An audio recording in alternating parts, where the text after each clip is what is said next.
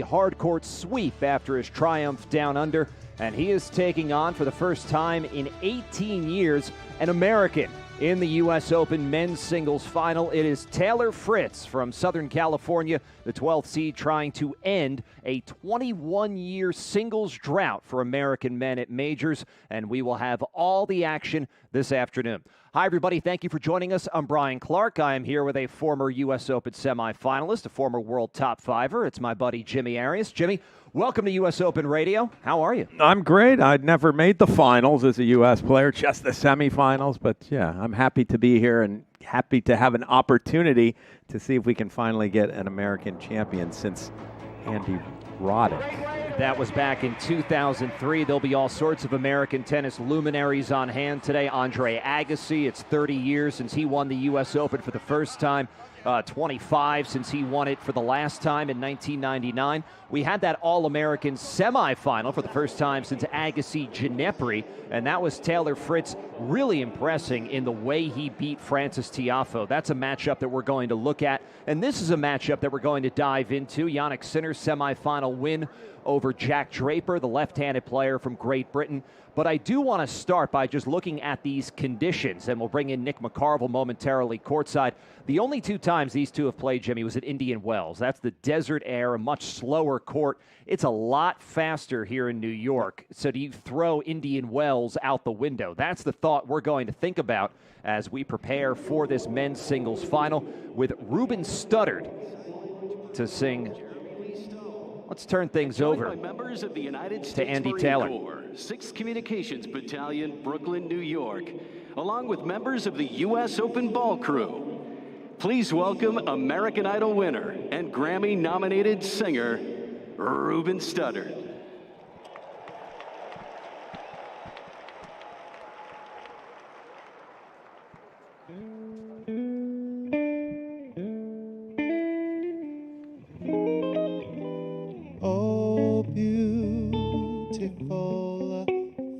Spacious skies, for amber waves of grain, for purple mountains' majesty above the fruited plains.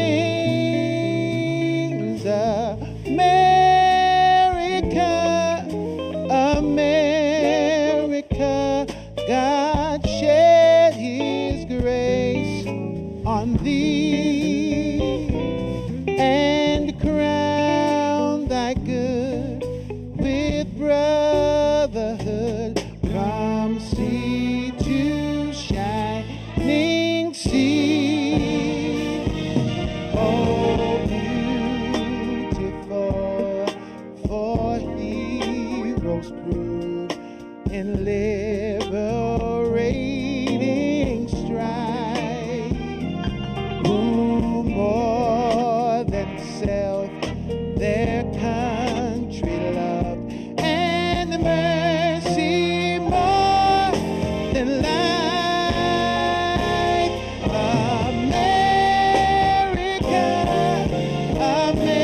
America, God shed his grace on thee and crown thy good with brotherhood from sea to shining sea, from sea to shining sea.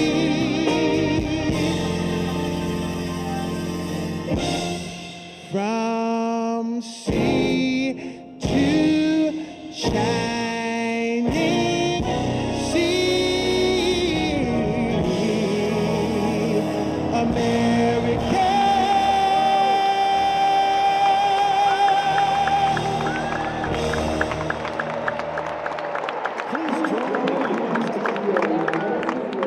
That was Ruben Studdard, the former American Idol winner, and fitting on a day where there could be an American major singles champion. I'm Brian Clark, back here with Jimmy Arias. We will hear from Jannik Sinner and Taylor Fritz shortly. But, Jimmy, what we were talking about before America the Beautiful, conditions. They're very different today than they were the last two times these guys have met in the desert at Indian Wells? They're different. It's quicker here. These courts are faster. The balls are very fast. The air is light in the desert when they play each other there, so the ball does move quickly, and it's a little bit cool and almost cold today. And so that tends to slow things down. So it might be a similar look in the end to what you see when they play each other in Indian Wells. Yeah, all the shops are doing a brisk trade with sweatshirts and long sleeve shirts and jackets here today. And let's get more on the conditions from the man who is courtside, and that is the third member of our crew today. That's Nick McCarville. Nick, I saw Matthew McConaughey wearing an American flag headband. Not sure you need a headband on a day like today, but how are things down at court level? Dude, where's my Matthew McConaughey headbands? Let's go. I mean, come on. I saw that too. Brian, guys, good afternoon from courtside. So looking forward to this one. And Jimmy, this might be the only time I'm going to agree with you today. It is Indian Wells-like. Courtside, still conditions, a little chilly. Yes, it feels like fall has arrived here on September 8th. And Leif Shiras was asking me in our pre-show, it's quite windy outside of the stadium. That wind has not made its way inside. So Brian, right now, beautiful, perfect tennis playing conditions. No, maybe the slightest bit of wind. The humidity is not too bad. And guys, the celebrities, Matthew McConaughey, headband on included, they are rolling into this. The celebrity list is crazy. I will run down with you, Brian, all day long. Billie Jean, Anna Wintour, I see them already. Yeah, we're set for a perfect day of tennis here. Nick, you are safe if you disagree with me at any am time. I? It's going to be the right call for you. Okay, well, that's why I started with an agree, and then we can disagree from there on. Here's James Blake with Taylor Fritz. Waited a long time for this, and I love these moments. And how much do you think the crowd is going to help you today? I think they're going to be a big part of it. Obviously, last match playing Francis is pretty split, but I'm excited to be out there today and have the crowd back on my side. Well, good luck today, Taylor. And now we await the number one seed, the number one player in the world, Jannik Sinner. Jannik, how are you feeling? Do you feel this is any different from the experience you've already had being in the finals of the Australian Open earlier this year? Yeah, I feel like, every final is different. So I'm happy to be here. This is a special occasion. So let's see what's going on today. And how have you been able to deal with the crowd so well? This is the fourth American you'll play in this event. How do you feel the crowd has been for you? No, the crowd has been amazing, very, very fair. So I'm looking forward to it. Obviously, playing against an American, it's not easy, but it's normal. We are in New York, so I'm looking forward to it. Hopefully, it's going to be a good match. Well, good luck, Jannik. James Blake speaking to the two players. We'll hear from the public address announcer as Taylor Fritz, the 12th seed, be the lowest seeded champion here in 10 years since Marin Cilic won the U.S. Open. New York, please welcome the players for the 2024 U.S. Open Men's Singles Final. From the United States, Taylor Fritz.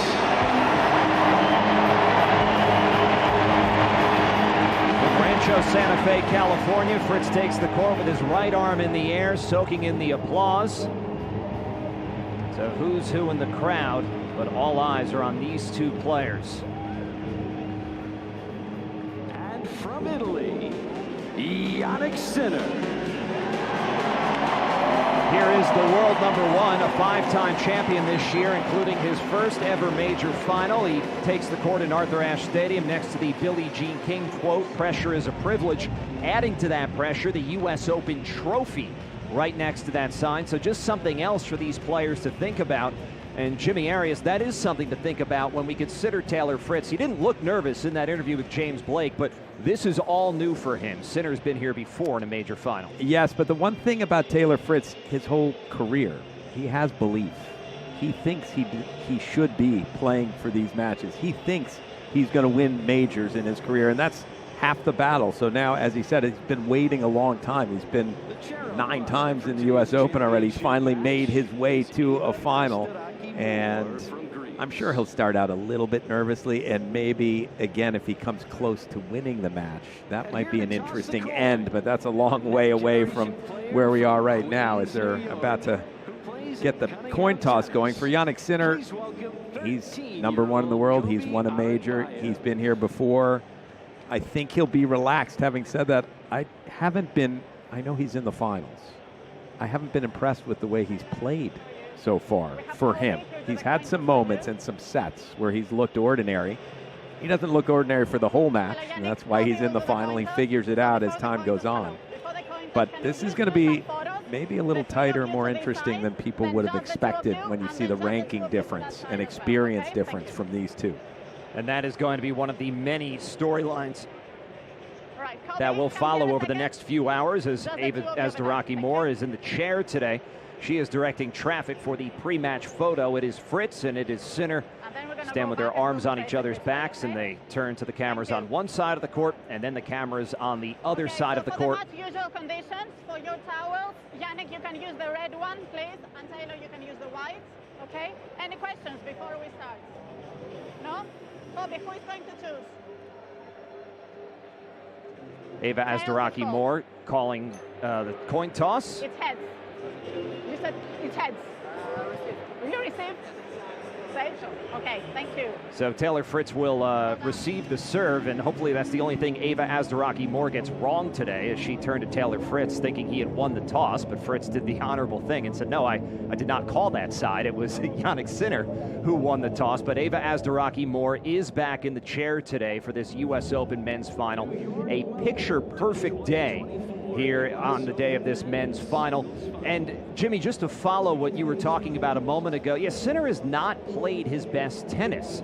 He looked really good in that win over Tommy Paul, but that semifinal win over a subpar Jack Draper, that was a little bit scratchy at times. You go back all the way to his first match when he dropped the first set to Mackie McDonald, and that's when there was the intrigue and the spotlight on Sinner. How would he handle everything, given the news of that doping test violation and the whole process that had played out? Looked a little skittish at first, but he's been okay. But like you said, he's not been at his best. Taylor Fritz, meanwhile, the moment where I took notice for Fritz, when he went up against Matteo Berrettini in the second round. Berrettini's a former semifinalist here. He's had some bad luck with injuries. Fritz took him apart in straight sets in the second round. And from that moment on, he has not looked back. No, well, the one thing that Taylor Fritz has that is really a good thing to have in tennis, a huge serve. He makes a lot of returns.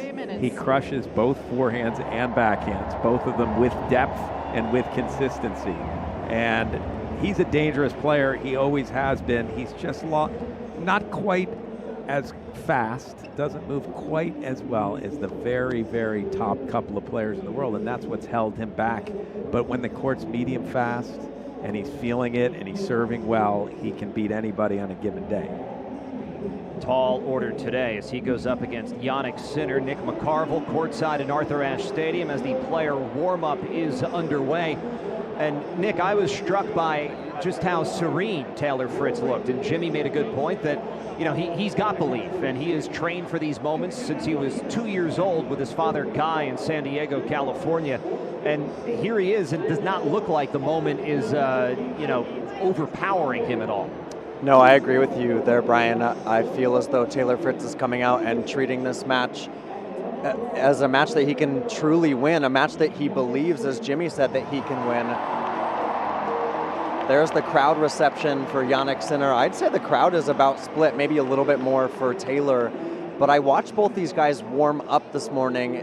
Nothing really out of the ordinary, guys, except for maybe a bit more time spent on court for Taylor. They were doing a lot of transition balls, Jimmy, taking short balls and moving into net. Michael Russell was throwing him some different spins to move in on. Jannik Sinner is the one who's approached net more in this match, but going to see how aggressive Taylor Fritz is today. And the vibes are, he said after that semifinal win against Frances Tiafoe, he said that was the match that he really was stressed out about. He was nervous, he was tight in the first set, and then obviously pulls it out in 5. And as Jimmy pointed out, this is something he's trained his whole life for. He's believed that this is the place he should be. And now he says, I'm the one that's the underdog. I'm the 12th seed, I'm playing the world number 1, I'm playing Jannik Sinner, I'm playing the Australian Open champ. I'm the one that gets to swing freely today. And right now, I think there's going to be a little bit of nerves here, Brian. There can't not be. He's in his first Grand Slam final. And the look from the Fritz box is they're locked in. They're ready to go. And he gives himself a fighting chance in a Grand Slam final to win the first men's championship for U.S. in men's tennis in 21 years. Couple of interesting points that you made. Number one was in the warm-up, Taylor Fritz working on the transition game. He never does the transition game when he actually plays the match, so it's sort of ironic to me. And he's playing a guy that doesn't hit the ball short almost ever. So the chances to utilize that transition game, I think, will be scarce today, most likely, but we'll see about that. The other point that Nick made that I think is very relevant is he played his good friend, Frances Tiafoe, in the semifinals. Yeah, you don't want to lose the semifinal of the U.S. Open. You especially don't want to lose to someone that you see all the time, that you talk to, that you're hanging around with. You always want to be the one who wins that match. So yes, that match had more pressure perhaps than even a final does, and that should help Taylor Fritz, that he's coming into this match with less of that I'm supposed to win. I've beaten Frances Tiafoe the last 6 times. All of those things that were running through his head to get to a final, and now he's the underdog, and hopefully for him, he can play loose, relaxed, and show his best tennis. And hey, Brian, sorry, I just want to point out one more thing. No sign of that wrist injury from Jannik Sinner from that fall late in his match against Jack Draper. Thanks, Nick, and that was absolutely something we were keeping an eye on, and I think we'll keep an eye. He finished the match okay, but you were wondering how it would turn up yesterday, and we'll see how it turns up when Taylor Fritz starts, peppering some ground strokes into that backhand. And it will be Taylor Fritz and Jannik Sinner for the U.S. Open title. Fritz has beaten 2 top 10 players to get to this final. It was the 4th round win over Casper Ruud, quarterfinal epic over Sasha Zverev, Tiafoe in the semifinal, and now the world number 1, Jannik Sinner, for the U.S. Open title. And Taylor Fritz, 26 years old, from Rancho Santa Fe, California, serving first and thumping that serve off the tape and wide. Fritz has been the best server in this U.S. Open. Leads the tournament in aces with 75. Fastest serve speed. Best serve percentages as well. But on the other hand, Sinner's got some of the best return numbers of all the men in the U.S. Open. And there he opens this match with a forehand winner up the open right sideline, love 15. Yeah, not a great sign for Fritz, because one of the things that's been happening for Sinner is he's been a bit nervous to start matches and been mishitting a few of his forehands especially. Yeah, in this U.S. Open, Sinner's been broken 11 times. 8 of those were in the first set. He's been broken 3 times outside the first set. Forehand soft from Fritz, backhand cross Sinner, backhand middle from Fritz, now a forehand from Sinner. And that Fritz miss a little bit long with the forehand, and he looks across the court towards his team, just showing some slight frustration. It's love 30.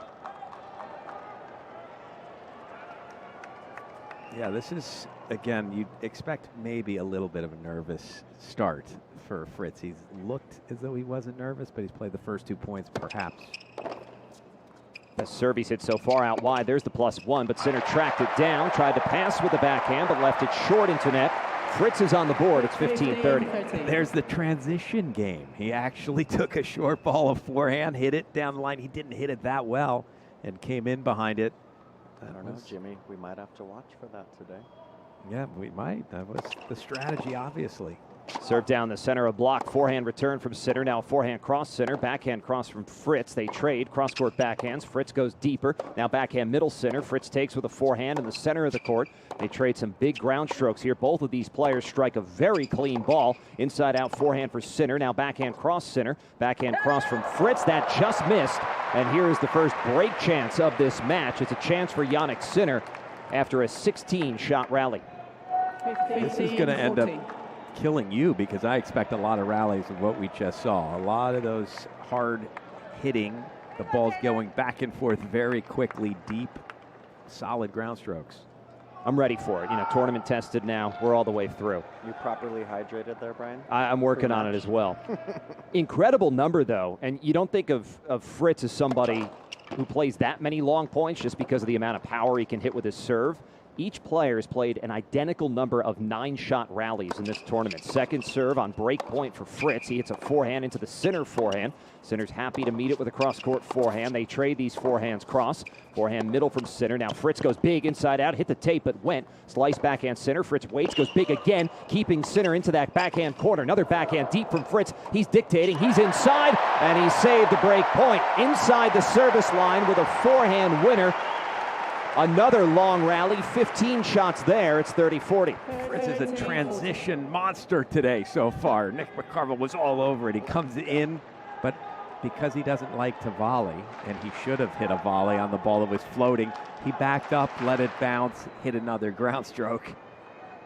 It's also the first time this crowd has really shown its force for Taylor Fritz today. That point, still a break point here, Brian. Fritz saved the first, and now a second. He gets a good serve out wide. That's the tennis he wants to play, but Sinner did well to block it back. Now Fritz has to hit an overhead, and he missed it from a step inside the baseline. He's got a pained smile on his face as Jannik Sinner strikes first in this U.S. Open final with a break.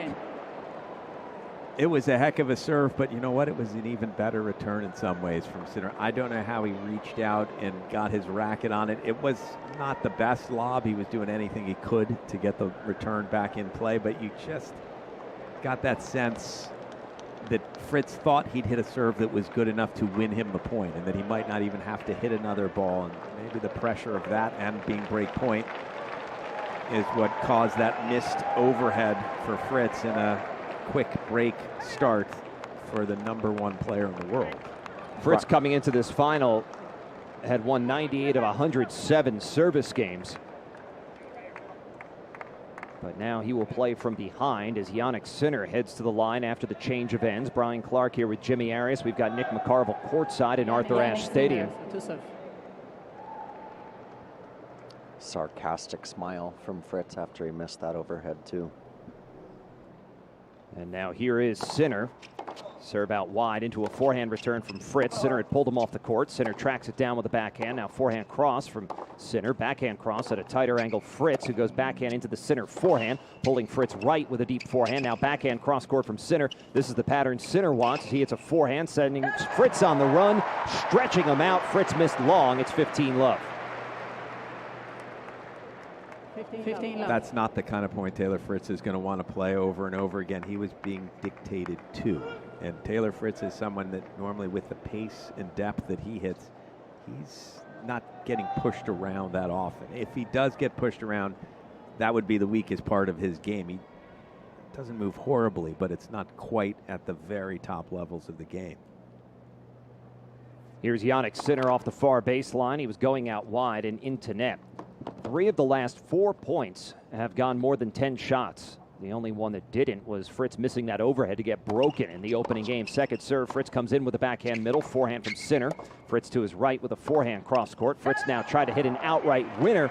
He tried to take that backhand at an extreme angle and yanked it into the alley. It's 30-love.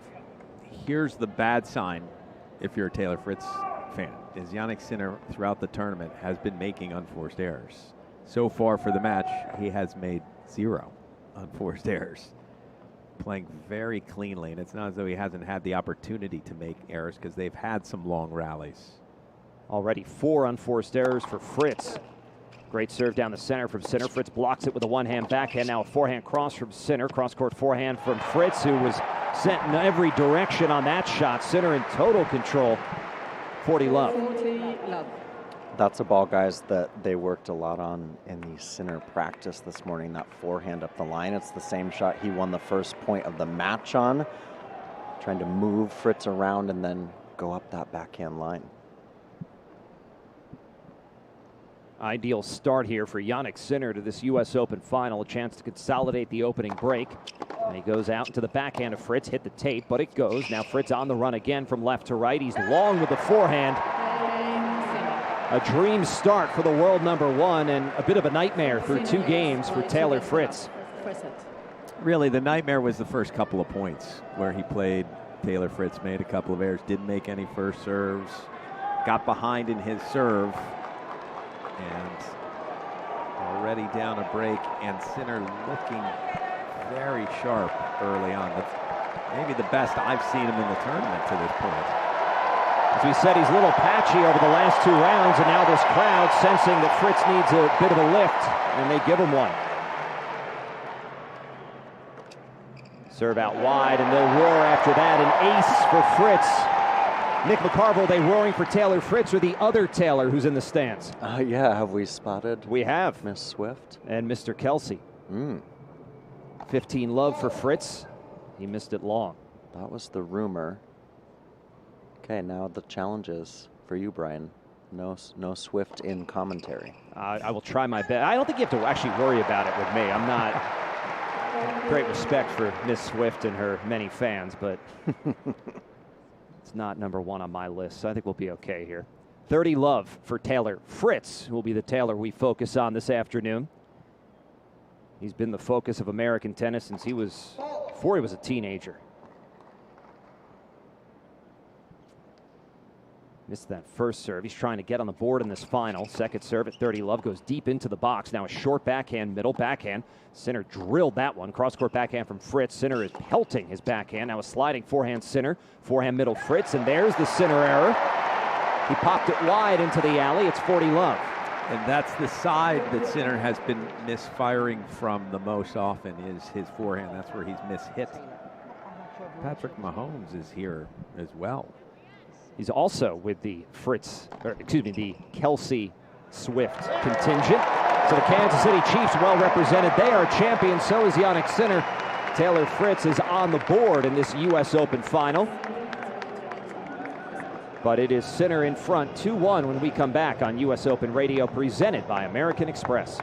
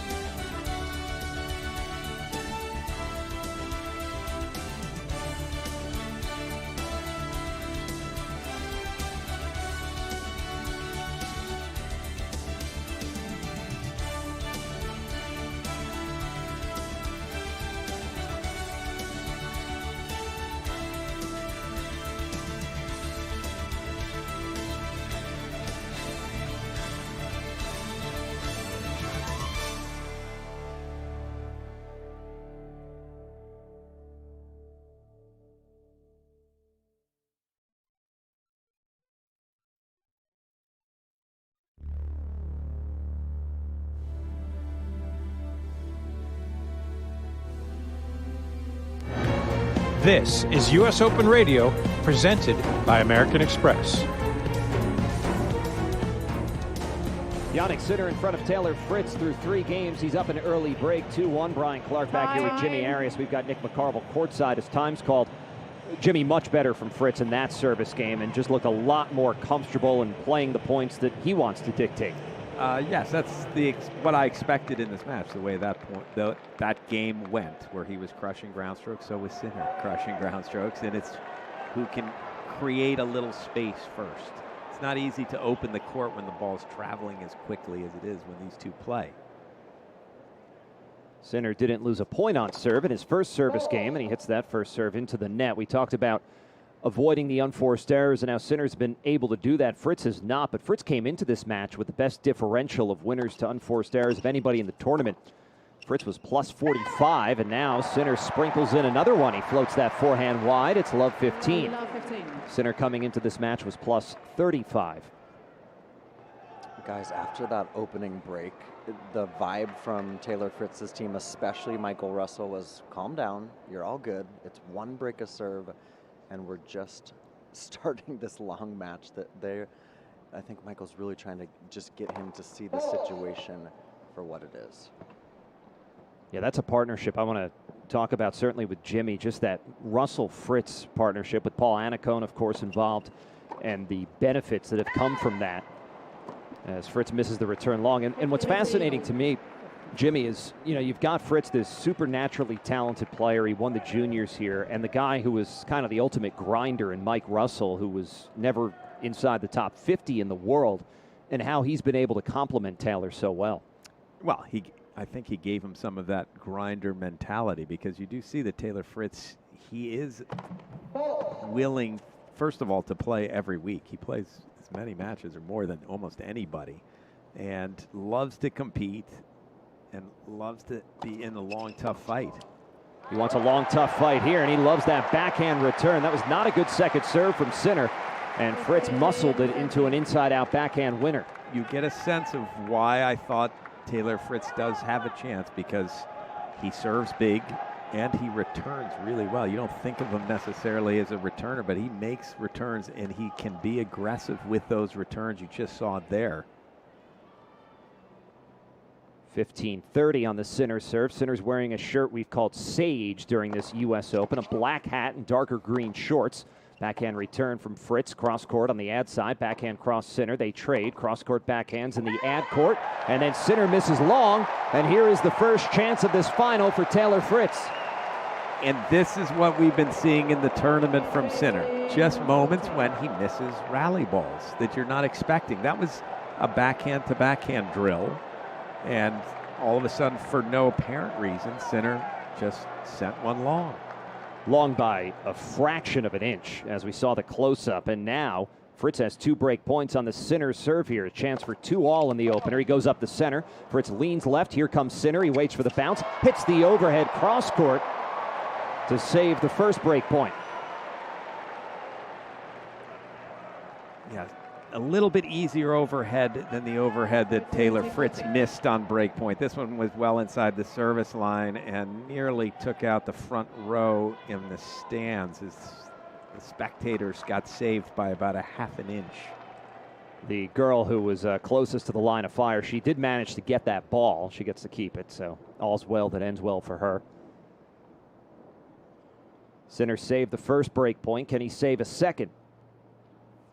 23-year-old's toss, and that serve. It's up the center. Now a forehand, a short return from Fritz. He's got the open line, though, and sends a backhand middle. Forehand from Sinner. Forehand cross from Fritz on break point. Sinner forehand middle, and Fritz just missed on the backhand. Frustrated as now Sinner saved 2 break points for deuce. Saved that one with just pure pace on the forehand, as good first serve, and Sinner didn't do enough, perhaps, with the return. He got a ball that was well inside the service line. But in the end, that forehand went right down the center, but the pace of it caused some problems for Fritz. Fritz wearing a black top with a white headband.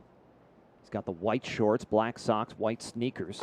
At deuce, serve up the center, leaning and blocking it with the backhand. It's Fritz now. Big forehand from Sinner.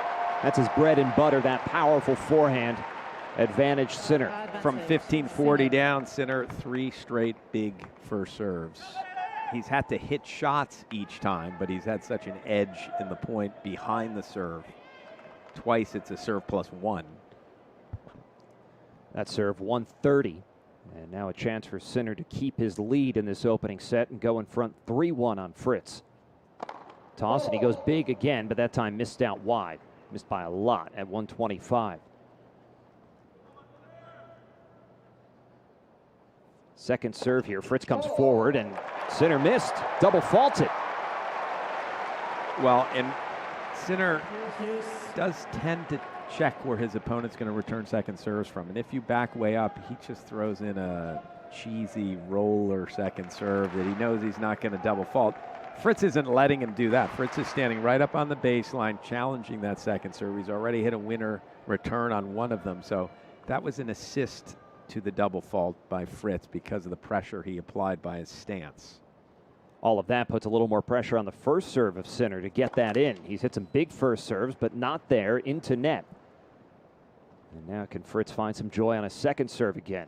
He's won 3 of the 5 points played on Sinner's second serve. This second serve down the center, backhand return deep from Fritz. Fritz staying on the backhand wing, goes cross court. Now he opens up into a forehand. Middle of the court, backhand cross from Sinner. Tighter angle backhand from Fritz. No response from Sinner, and Fritz is having some real success against these second serves. It's a third break point. It's interesting because one of the things when I watch these two play is because they hit it with such depth and power, often they don't open the court. They try to go through you. And the difference in that rally was Fritz's backhand opened the court. Beautiful, beautiful angle that he came up with. Third break point here. This is the longest game of the match, more than 6 minutes long in this final. Jannik Sinner up 2-1 on Taylor Fritz. Goes out wide again. Fritz slid, blocked with the backhand, and Sinner missed a sitter. He tried to take a high ball out of the air from the service line and dumped it into the net. Taylor Fritz has broken him back, and we are even through 4 games here in the men's final. Nick McCarville's courtside, and Nick, was there a gasp when he missed that sitter? Yeah, the gasp and then the roar from this crowd, I think really feeling like they're involved for the first time, and the whole Fritz box standing up there, and a huge come on from Taylor. Now they feel like this is where his match starts. And Taylor's been serving much better since that first game, and that continues. He goes big at 130, 15 love. That's his biggest serve of the match so far. Both players at 130 as their fastest serve. Surprisingly, Sinner's average first serve speed is faster than Fritz's to this point. Serve comes out wide. Now a forehand from Fritz, who's dictating from the center of the baseline. Oh, he missed that forehand long. He tried to bury Sinner into his forehand wing and just sent it long.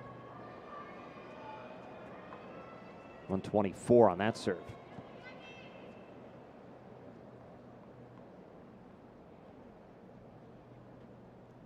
Now the toss from Fritz. He goes out wide. A forehand from Sinner off the court. Fritz squatted low, tried to play a short backhand, but put it into the net, and it's 15-30. Interesting that both of these players, Fritz especially to me, feels as though when it's even, when he's already thinking about maybe I'm going to win, all those thoughts seem to be seeping in. He was playing great from behind. As soon as he got up 15 love, all of a sudden it's looked a little less sharp. Second serve into the backhand return from Sinner. Fritz flattens that out with a whip of a forehand. Now a backhand middle from Fritz. It sits up for Sinner to crush his own forehand. Now they hit big forehands from the center of the baseline. Fritz spins around to the backhand. Sinner does the same with the backhand middle. Fritz inside in forehand. Oh, he turned it up for a winner in 30 all. That's the one thing about Fritz, especially this tournament. You can't just leave in a ball in the center of the court with not a whole lot on it and expect to not get punished. And that backhand cross court was around the service line, sat up a bit, and Fritz unloaded on a forehand winner.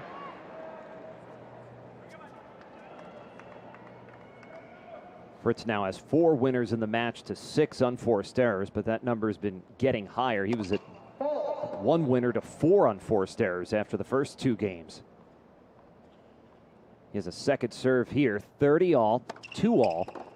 Deep second serve into a short backhand, center backhand. Oh, just long from Fritz, and now he's down a break point.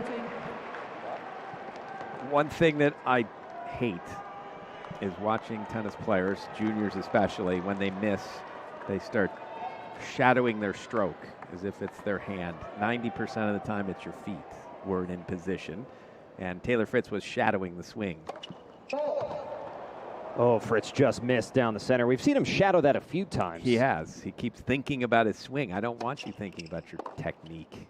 Second serve into the cross-court backhand return from Sinner, who hits a middle forehand. Now a backhand cross from Fritz. Fritz has the open line, but goes cross-court with a backhand. Now backhand middle Fritz. Sinner steps in with a forehand. Fritz lifts a forehand. Backhand angle from Sinner. Backhand cross Fritz. Forehand off from Sinner. Fritz floats a backhand. Caught the sideline into a forehand. Then Fritz hits a forehand moon ball that Sinner takes with a forehand middle. They recover to a neutral point. Now it's Fritz to his right with a cross-court forehand. Short ball forehand.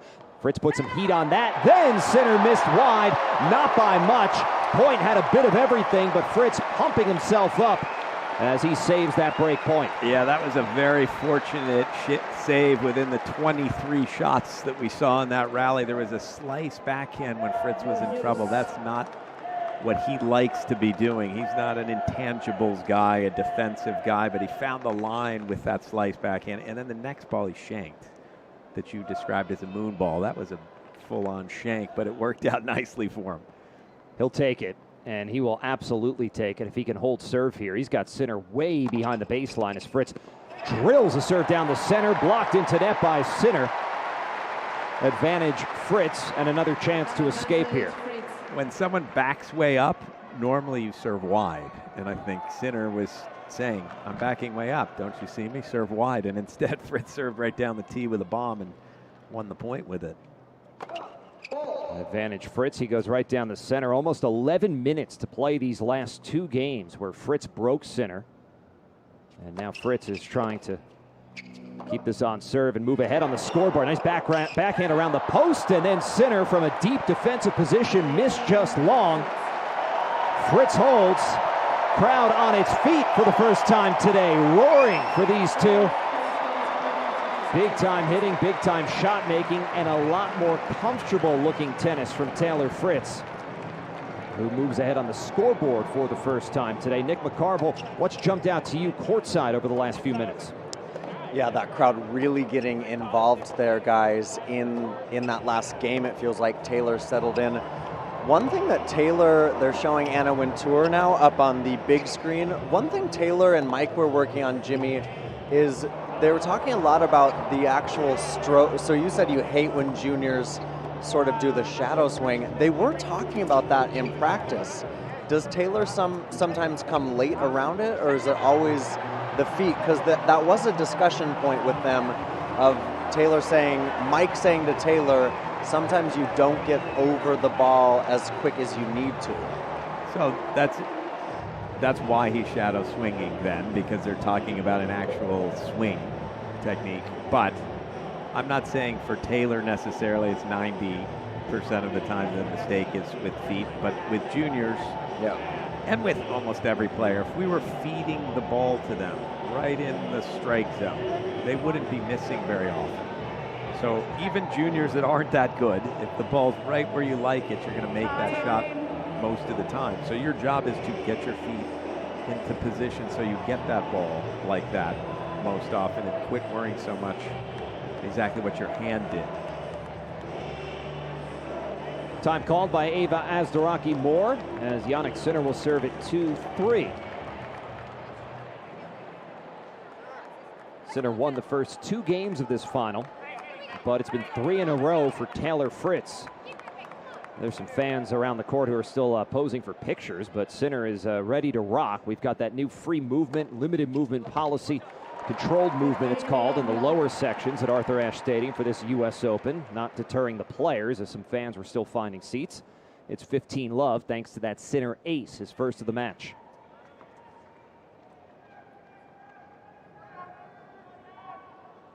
Sinner this year has not lost a final. He's 5-0. Got to go back to last year's ATP finals when he was beaten by Novak Djokovic. Last time he's lost a championship match. He misses that forehand into net. 15-all. 15-all.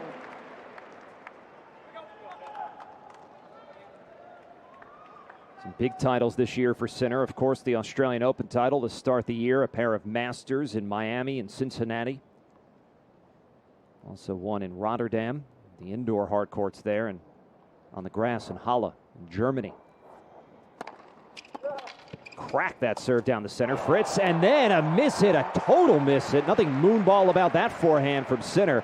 He missed that into the back wall, and it's 15-30. And that has been what's happened to him a couple of times in this tournament that I don't recall seeing anywhere else at any time. Some shanked forehands. That was a great return from Fritz because it was a big serve down the tee, and that's one thing Fritz has done well so far is he's getting the first serve back in play. 10 of 11. He's only missed one return. That's a really good number. And especially because the first serves have been pretty good. They're in the corner with pace. A lot of those returns, he's just getting his racket on and pushing them back. But servers hate having to win every point. And that's what he's making Sinner do right now. And then Fritz came in to attack that second serve, and he just missed the backhand long. It was an aggressive play, and now it's 30-all. Well, that's partly due to me saying he hasn't missed any returns that caused the... That was a second serve. Yes, I know. Well, that's true. It was different. But announcer jinx occasionally happens, and it might have happened again. It was going to happen because I was about to highlight how well he had done on those second serve points. Fritz has still won more than half of them. So, yeah, it was there was something in the air. But here is Sinner at 30-all. He goes flat and out wide. Fritz off the court with a forehand. Then Sinner Goes cross court with the forehand, and he caught the inside of the sideline, hitting big, and it's 40-30. That had a weird flight to it. I'm not sure. I don't know if Nick, did he hit that at all? Because that was a massive swing. Yeah, it came off the frame just a little bit. And it had a little extra dip to it at the end, which helped bring it in. 40-30 for Sinner here to stop this Fritz run of 3 straight games. Sinner goes down the center with a forehand. Now a forehand from Fritz, ripped into net. And he hopped up and down in place. Sinner's back on the board. We're even at 3 games all here in the opening set. Both of these two players in their semifinal match made their opponents feel exhausted. For Draper against Sinner, he was vomiting in set 2 already. And for Francis Tiafoe, I think he started cramping a bit towards the end of set 4.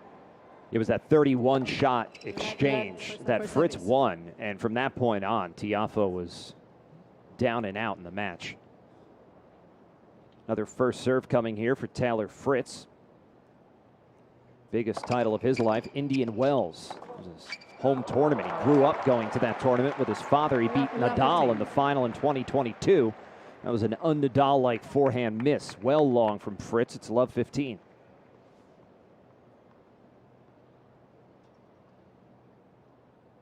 At love 15, Fritz working quickly off the near baseline, a bit long. Only 2 titles this year for Fritz in what's been a great year, 44 and 16. Those titles both at the 250 level. Deep second serve into the back of the box, and Sinner returned into net on the backhand.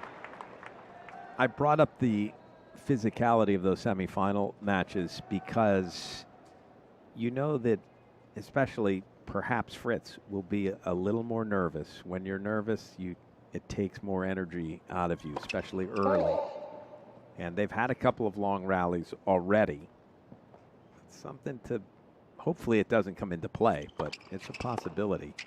You've got to consider all those factors as Fritz goes with the cross-court backhand. We certainly saw that affect Jack Draper on Friday, the nerves and the physical toll that could take on a player. Backhand cross-court from Fritz. Now Fritz opens up into a forehand. He lines it cross-court on the ad side. Now laces one up the left sideline. Fritz glides right cross-court with a forehand there. Now he spins around to a backhand middle. Sinner meets it with a middle backhand. Forehand lifted long from Fritz, and it's 15-30 after another long rally. Every once in a while you see Fritz almost snatch at a ball, and that's a sign of nerves to me, where you watch his upper body have a bit of a flinch when he really tries to hit it with pace. That's what happened on that last forehand, and the ball got away from him. Darren Cahill yelling to Sinner, that's the way to move the ball around. So obviously the strategy coming in is just punish Fritz as much as you can, move him side to side. Half hour into this final, 3 games all between Jannik Sinner and Taylor Fritz, and Fritz missed that serve. That was his second serve coming at 15-30, and he double faults for the first time today. 15-14. That was strange, simply because I haven't seen it very often from Fritz. It was a bad ball toss. It was too far to the right. I haven't seen him have to chase a ball toss almost ever. And now Fritz in danger of being broken for the second time in this opening set. He's got 2 break points to save. Saved a break point in his last service game before holding. Now he sends one down the center. A short backhand reply from Sinner. Deep backhand from Fritz, who goes forehand into the forehand cross from Sinner. Now forehand middle from Fritz. Forehand down the line. Sinner backhand. High arcing over the net from Fritz. He goes cross court with a forehand. Sinner's there with a big forehand of his own. Now another backhand from Sinner, pushing Fritz back. Short forehand. Drop shot Sinner. Here comes Taylor. Missed the forehand. His foot might have slipped a little bit. He couldn't square up that ball, but Sinner has found some joy in moving Fritz all over the place. Jannik Sinner breaks again and goes in front 4-3 in the opening set of this men's final. Brian Clark here with Jimmy Arias. Nick McCarville is courtside. And Nick, it seems like the last few minutes have seen Sinner find something that appears to be working. Yeah, and a little bit of the feet did slip there from Taylor as he approached the net guys. Was not set up for that forehand approach after the drop shot. Going back, Brian, to what you and Jimmy were just talking about around the physicality of the semifinals and then also the nerves. Francis actually said late in that fourth set that it was the nerves that he felt like really got to him in terms of the body starting to cramp and break down. And Taylor has spent an hour and a half longer on court than Jannik Sinner, 15 and a half hours through this US Open versus 14 hours from Sinner. So I think we will watch the physicality. We know that both these guys have worked so hard in getting into the best shape of their lives. Taylor has really said that, made that known the last couple years in the locker room and beyond. But curious to see how that physicality sort of shapes out. But advantage to Sinner here, guys. The momentum has definitely shifted. Brian, it did feel like to me that Taylor sort of lost his way mentally in that last game. And a point you were making, Jimmy, just about how he's played better from behind, frankly, through this opening set. So maybe that's a good thing if you're a Fritz fan right now. He's got to do it again. He does have to do it again, and he's got to figure out how to play well tied or with the lead if he wants to win this title eventually. But Sinner with the break and new balls. Not totally over the nerves, it doesn't feel yet, Fritz. Again, something to watch as Sinner serves, and there it's Sinner back to missing a forehand long after a pretty good serve out wide. He missed that forehand just long, and it's love 15. I agree that both players still have moments of what I would call scratchy play. We've seen some great shots, some tough rallies, but we've also seen some shots that look as though nerves had something to do with the mistake. That was one from Sinner. That's his 7th unforced error. Fritz has 11. Fritz had 4 through the first 2 games. He was down 2 games to love. Then he won 3 in a row, but he's now down a break again. Body serve on second serve from Sinner, who then follows it up with a booming forehand. Sinner opening up the court with a forehand. Fritz tried to come down the line with a backhand, but it's into the net for 15 all. Not an easy ball to take down the line for Fritz, as he was on his back foot for most of that rally because of the good body second serve. That's one of the problems with attacking second serves. You're inside the baseline. If you don't get a lot on it, you're behind in the point. You're not in a good position to defend. Now at 15 all, here's Sinner. Just out wide. Sinner's only won half of the points played on his second serve. He's 4 of 8. This second serve, Fritz hits a forehand return middle. They go middle with their ground strokes, both off the forehand. Now Fritz backs up for a backhand. Sinner with a forehand, cross-court backhand from Fritz. Sinner plays a short backhand. Now Fritz a squash shot forehand, stretched out again for a lifted forehand long. And it's 30-15 for Sinner. 30-15.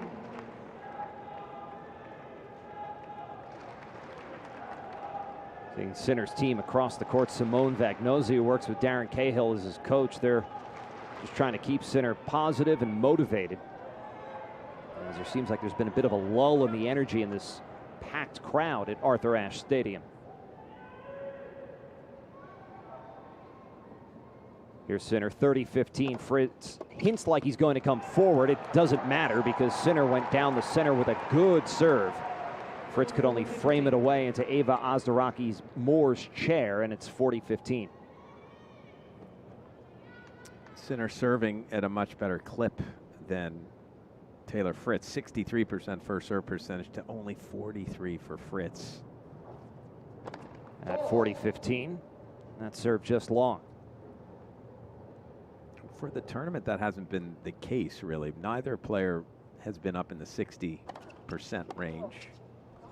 Backhand return long from Fritz. Sinner's a game away from this opening set. He's up 5-3, and he heads to the chair for a new racket. Nick McCarville, am I correct? And it does feel like a bit of a lull, that the last break kind of took some starch out of this crowd. Yeah, and I think the crowd really thought that once Taylor Fritz got that break back, that he was fully settled in this match, and the nerves have played out here, and now this is the biggest game he's faced. He's got to serve to stay in this first set. And he missed just long down the center. Not totally uncharted territory for Fritz. He lost the first set to Tiafoe, also lost the first set to Casper Ruud. for winning both of those matches en route to this final. They trade ground strokes from the baseline. A backhand long floated from Sinner, and then Fritz off the baseline netted his forehand. It's love 15. Almost looked as though Fritz was sure that backhand was going long. I was kind of thinking the same thing, and it must have just caught a tiny piece. Enough to throw off Fritz. Sinner's won 12 of the last 15 points. And that has put him on the cusp of the first set of this men's final. Toss, and that serve down the center. Oh, what a return from Sinner. Inside in with the forehand. He's 2 points from the opening set. Pretty good second serve, treated very harshly. It was 107-mile-an-hour second serve. And Sinner said not good enough. You got to start making first serves if you're Taylor Fritz, or you're going to be in for a long afternoon here. Might be a short afternoon. Maybe.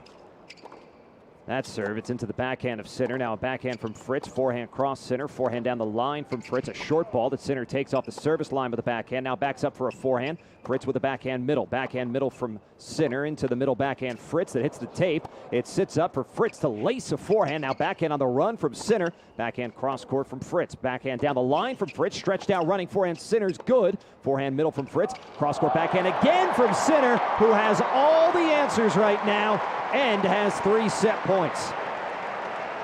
Boy, that's a little disconcerting if you're Fritz, because he had Sinner in all kinds of trouble, but then just left the ball a little in the center of the court, but it still had depth. And Sinner, again, crushes a ground stroke as if to say that's not good enough, even though against almost everybody else it would have been. Nice way to cap off a 20-shot rally and bring up a couple of set points. Fritz needs first serves. He has one there. An ace down the center. Yeah, the Fritz serve numbers, not good. He's only getting about 40% of his first serves into play. He's winning barely half of those, and he's winning fewer than half of the second serve points. He's been broken twice. In danger of being broken for a third time. It's a second serve on a second set point for Jannik Sinner. Fritz's toss and the serve into the body. Sinner with a short backhand reply. Now to his left with a backhand. Fritz goes cross-court backhand. He puts some pace on that ball. Backs up for a forehand. Sinner stretched out with the middle forehand. Forehand middle from Fritz. Cross-court forehand off the sideline. Fritz blocks it back. Sinner mishits it. Tried to end it in style, taking it out of the air with a forehand. That's the second forehand like that we've seen him miss in this match. We found the strategy for Fritz. You give him sitter floaters and hope he swings at forehand volleys and misses them. Should I tell him that, Jimmy? Yeah, I don't know if you can make a living with that, but you know, that's the only thing that's been working so far. Taylor breathing heavily at this game, guys, not from the physicality, I think just from the stress. One more break point to fight off. He's fought off the first two, which were also set points, and did one with a second serve. He'll need this one with a second serve. Down set point for the third time. Second serve, a let. Nick, was that a let or was that the phantom let? That did not feel like a let to me, to be honest. Yeah, and that was right in front of Ava. Yeah, that's what I thought. Her machine is the one that goes off when there's a let. That's a let. That was a let. I can confirm. I see a shaky net in front of me. What was the machine called? That would be. It was a Cyclops.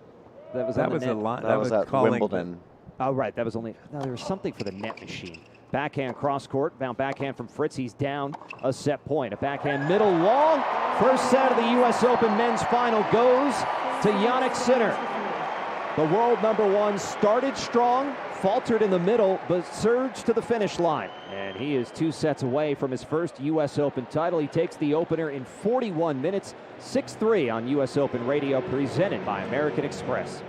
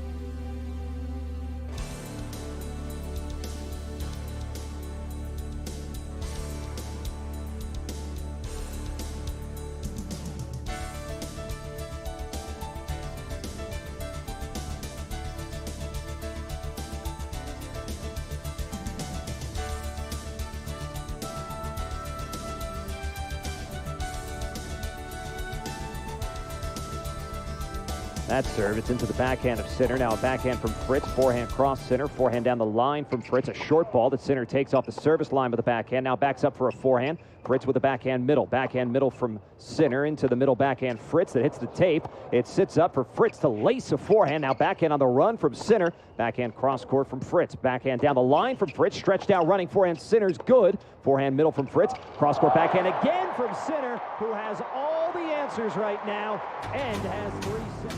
Live from the USTA Billie Jean King National Tennis Center in New York. This is US Open Radio, presented by American Express. Jannik Sinner wins the first point of the second set. He's won 16 of the last 20 points, and that includes the first set that he took over Taylor Fritz. Then he hits a flat serve out wide here in the ad court, comes in, doesn't miss that swinging forehand, but it did give Taylor Fritz a good look, and Fritz sent his a little bit wide. It's 30 love for Sinner. Did Nick get to Fritz and tell him, give him the floater so he can hit a swinging volley? If he did, it didn't work that time. As even though Fritz had a bit of a look at the pass and went for a home run ball. Sinner looks across the court. 30 love. He has been on a bit of a rampage here, and that continues with an ace down the center. The biggest things that need to change for Fritz are going to come on his serve, but is there anything he can do better in the Sinner service games? Not really. He's making as many returns as he can. He's just got to hope Sinner has a poor service game, which he's capable of.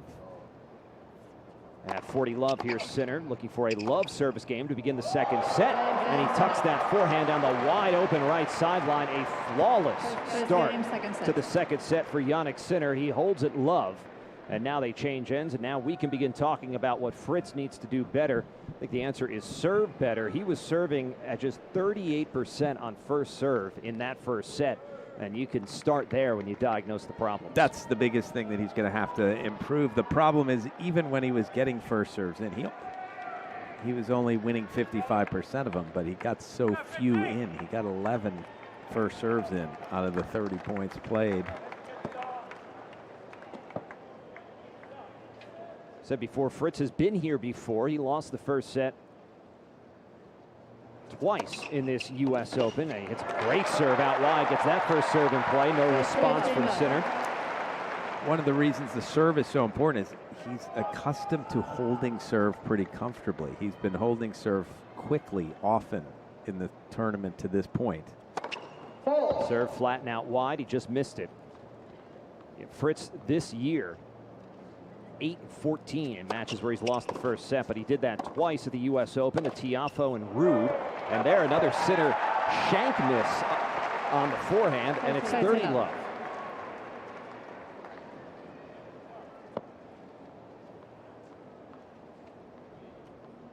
.30 love here for Fritz from the far baseline. He looks out from under that white headband, kicks it out wide. Stretch forehand from Sinner. Now forehand middle Fritz. Sinner chips one over. Now a little slice from Fritz. Here comes Sinner with the backhand, and he was able to scoot that ball just past Taylor Fritz.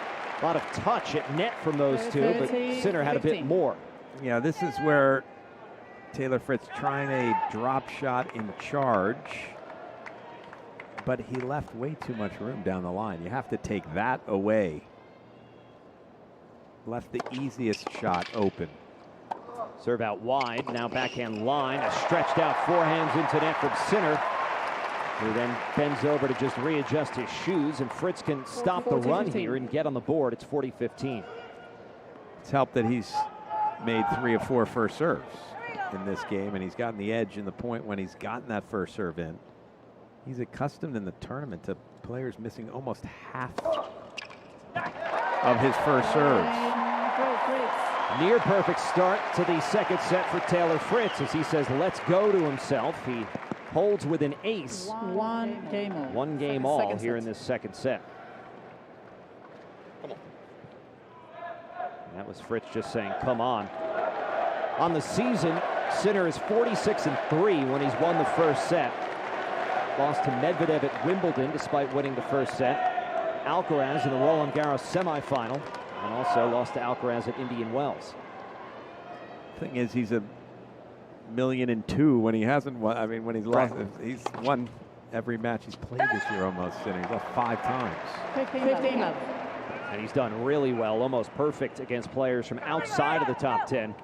44-1 against players outside of the top 10. The only loss was to Tsitsipas in the Monte Carlo semifinal.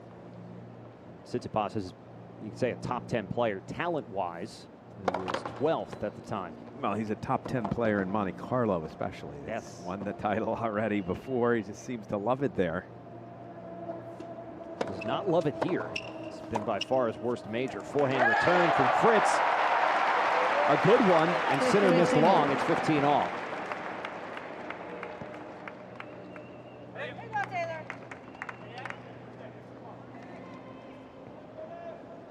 Fritz would be the first man to win the title here after winning the juniors title since Andy Murray did it 20 years ago that Murray won the boys title.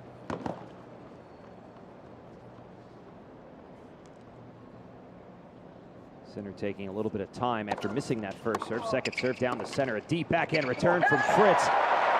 And that's Fritz pouncing on a second serve that was not quite good enough. That's the second time where Fritz has gone inside out with his backhand return in the deuce court, and it's a great return if you can control it, because second serves that are hit with kick, in general, the player falls a little bit to their left. And so they're already leaning towards their backhand side. If you can get them quickly to the forehand, you can get some free points that way, and Fritz did it that time. 15-30, here's Sinner flatten out wide. Fritz with a short backhand. Sinner comes in, takes the forehand from the ad service line. Did not miss that one. It's 30 all. Fritz made the mistake of hitting it too low, so he couldn't hit a swinging volley.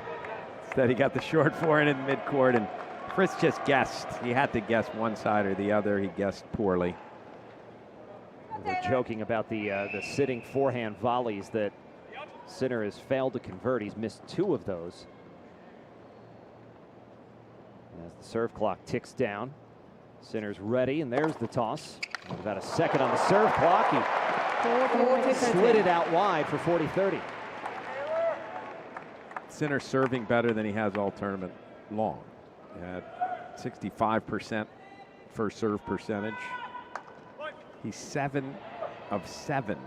We've only played a few points here in set 2 on winning those first serve points. 2 points he's lost have been played on his second serve.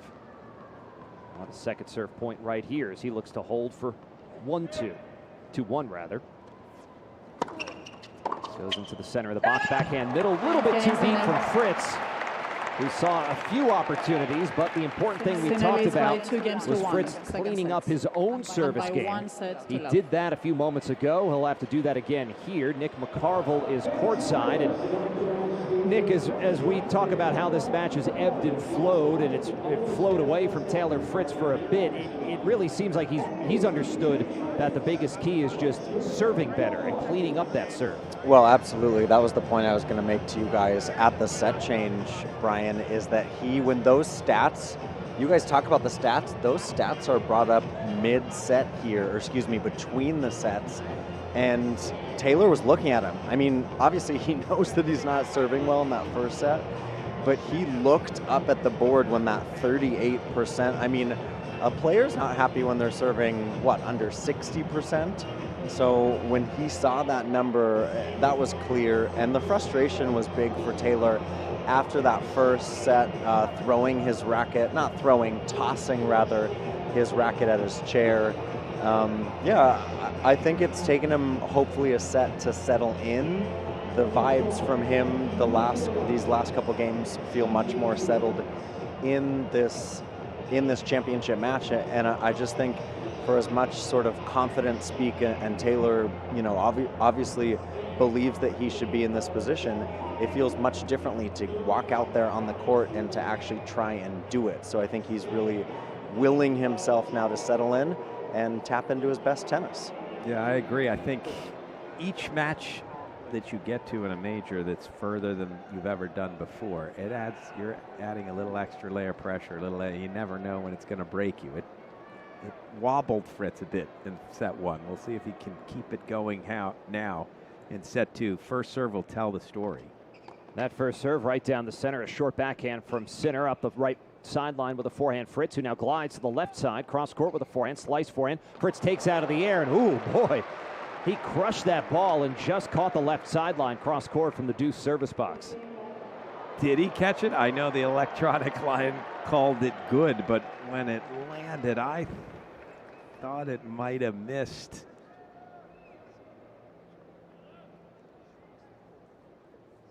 And now here's Taylor at 15 love. The good second serves, a huge difference. There's another ace.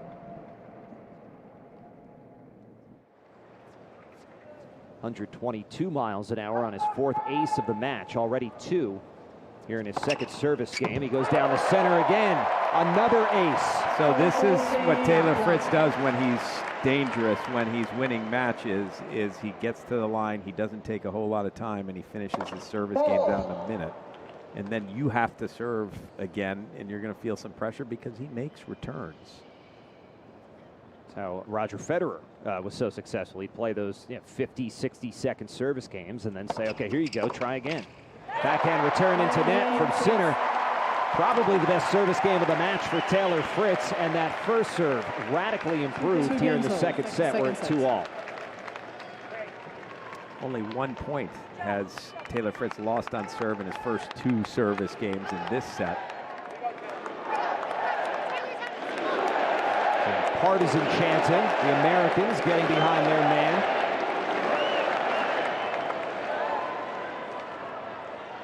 There's never been an Italian man to win the U.S. Open.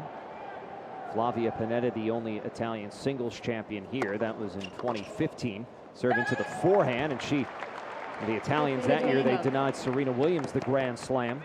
Roberta Vinci, who beat Serena in the semifinal. That was shocking. That was one of the biggest shocks we've ever seen here.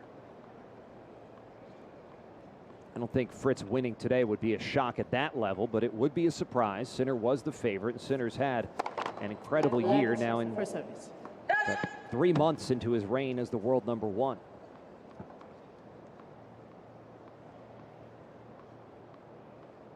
Sinner missed that first serve at 15 love.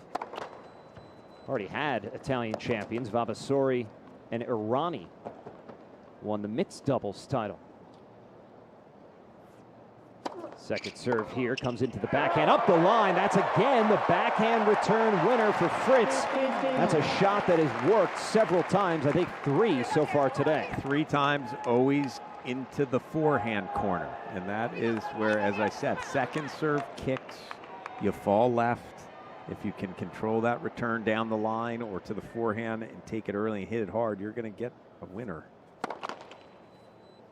And another second serve chance here for Fritz.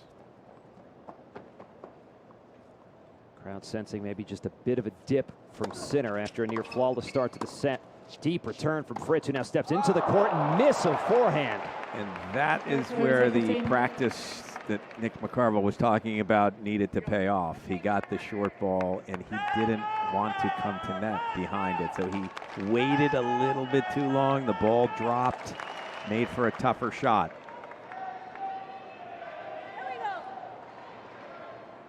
Full house in the Fritz coaching box. We saw his mother, Kathy. She was joining the clapping with the Let's Go Taylor chants. She's a former top 10 player.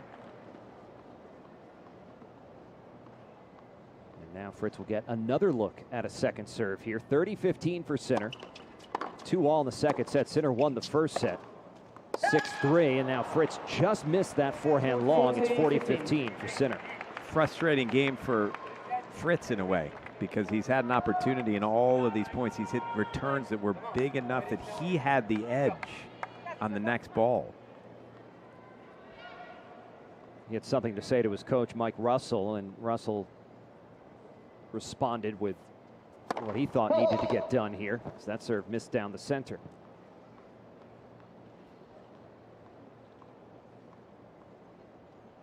Sinner bouncing away with the left hand now from the far baseline. Serves, and Fritz frames the forehand, snaps the racket up in the air almost like he was going to break it. Doesn't. Sinner holds. We're on serve in the second set, but as Jimmy said, that is a frustrating game for Taylor Fritz. 2 minutes shy of the hour mark into this final. Jannik Sinner up a set. And we're on serve in the second.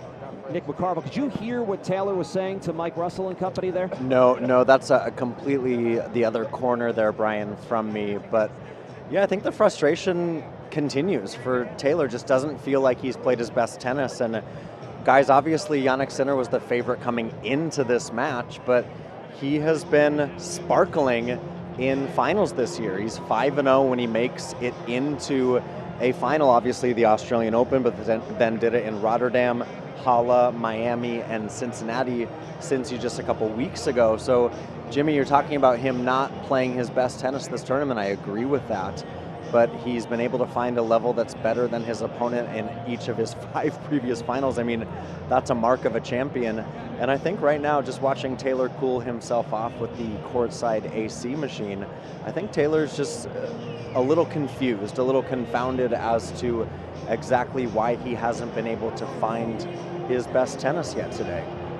Yeah, I think there is a reason. I think it is the nerves, but he has at least found his serving in the last 2 service games. So if he can keep that up, he's going to have time to find the rest of his game and not make some of the errors that he's made that he hasn't been making all tournament.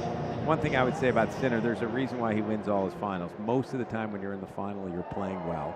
And I think no one can beat Sinner right now. He's number 1 in the world for a reason when he's playing his best. He is the best player in the world. Pretty small. Maybe Alcaraz, sorry, if he's completely on, or Djokovic, But it's a very small list that Sinner is poised to join today as Fritz dumps another ace. Fritz serving much better. Since the Australian Open went to hard courts in 1988, the only players who did the Australia-US Open double on the men's side the same year, Djokovic and Federer each did it 3 times, and Mats Wilander in 1988. Sinner could do that today. Backhand return from Sinner off a good Fritz serve out wide. Great defending here from Sinner, but Fritz finally puts that point away with a forehand winner from the left service line. You can see what a difference first serves make for Fritz. First set, he was broken 3 times. Second set, he's lost 1 point in his 3rd service game so far. Goes out wide again, and no response from Sinner. Another big difference in this second set. 9 winners to just 2 unforced errors for Fritz. Compare that with the first set where he hit 5 winners and 12 unforced errors. 40 love here for Fritz. He goes out wide again. Sinner just can't deal with Fritz right now. He is unplayable on serve. That was one of those 1-minute games you talked about, Jimmy. But let's see if Sinner's able to have any success against the Sinner serve. It's 3 straight very quick service holds for Fritz in set 2. A great sign for him. And now he's just got to relax a little bit on Sinner's serve. He has some opportunities when he gets a second serve to work with. If Sinner's making first serves, then you're a little bit at his mercy as well. Sinner from the near baseline, ace up the center. Talking about the conditions and how it feels like fall today. It's a cool, breezy day. Nick was saying earlier it's not as breezy down at court level, but we're also playing at the time of day where the entire court is in shadow, and it's good that it's kind of a cloudy day because there's not the real jarring sunlight shadow portions of the court. The entire court is in the shadows as that serve is flattened into the net from Sinner, where they move the final ahead by about 2 hours than its traditional time.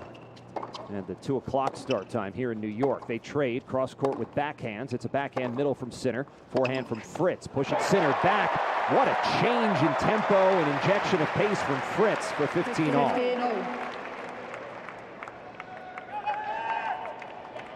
Yeah, that's, I think, what Darren Cahill didn't want rallies to look like, where Sinner's been hitting a lot of balls cross court with his backhand all tournament long, and you don't want to go that way with Fritz too long because he's eventually going to inject pace when he runs around and crushes a forehand.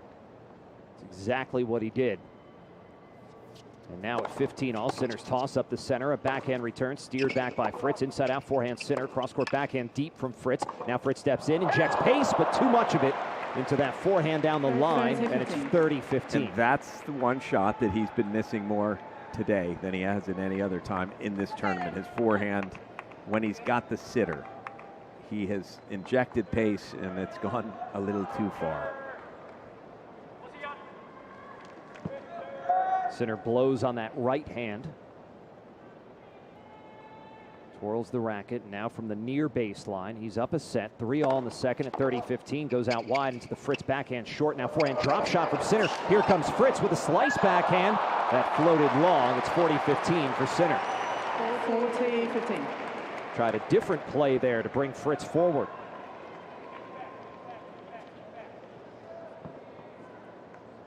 Again, the intangibles for Fritz aren't his strong point. He doesn't have as much feel as some players. He doesn't have much variety with slice.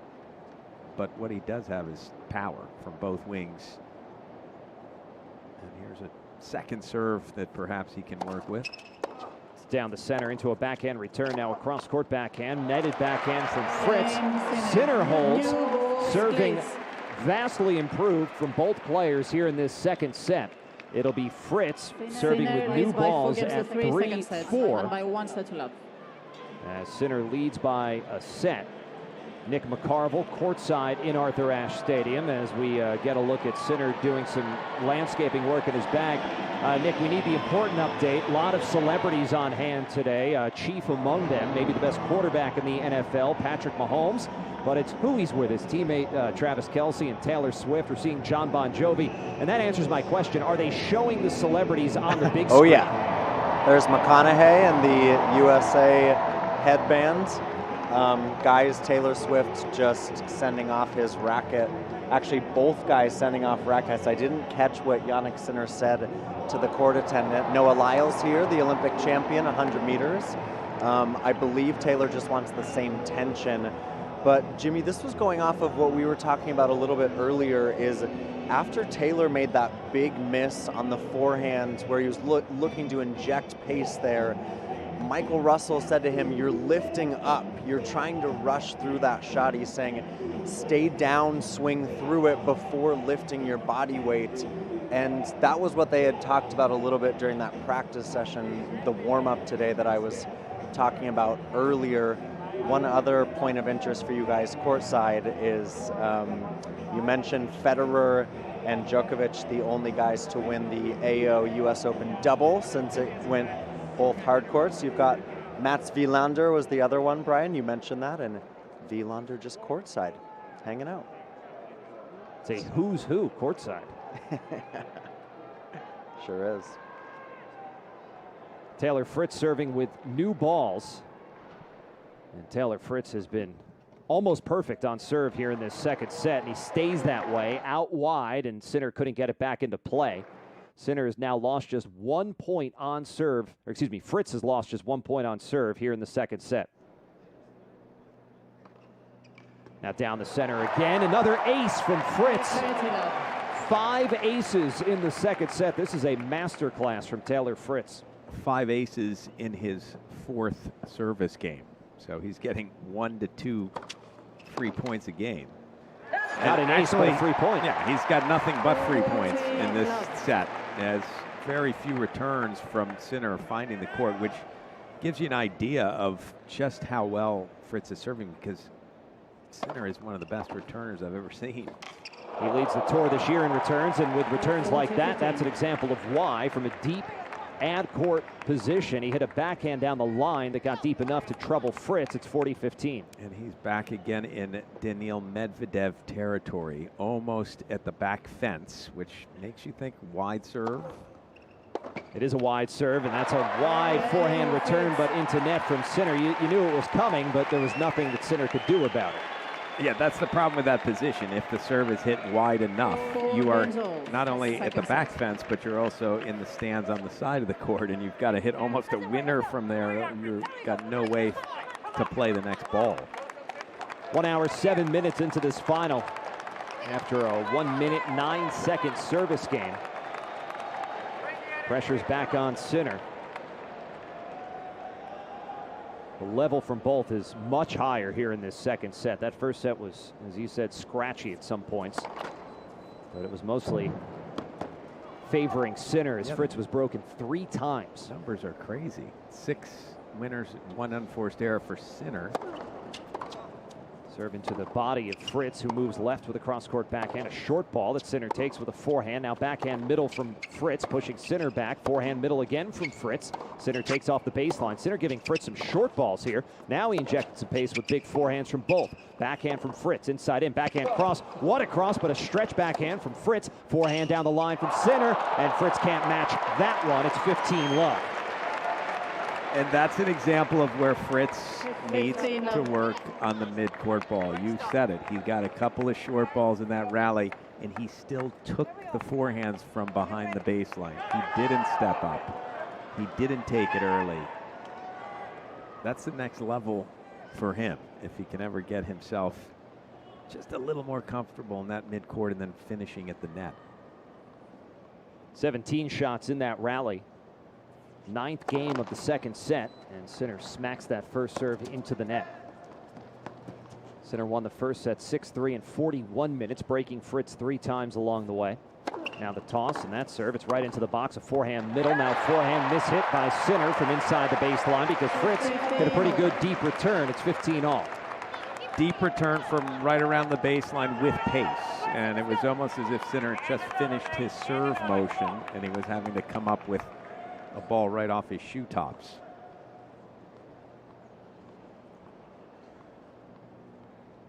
Now 15-all as Sinner sways from left to right, drifts towards the baseline. Serve comes into his body. He meets it with a forehand, little forehand drop shot. Sinner, and Fritz did not even bother because he had no chance. A good drop shot from Sinner. It's 30-15. Yeah, combination of well executed but also well disguised, and you saw there was almost a little flinch from Fritz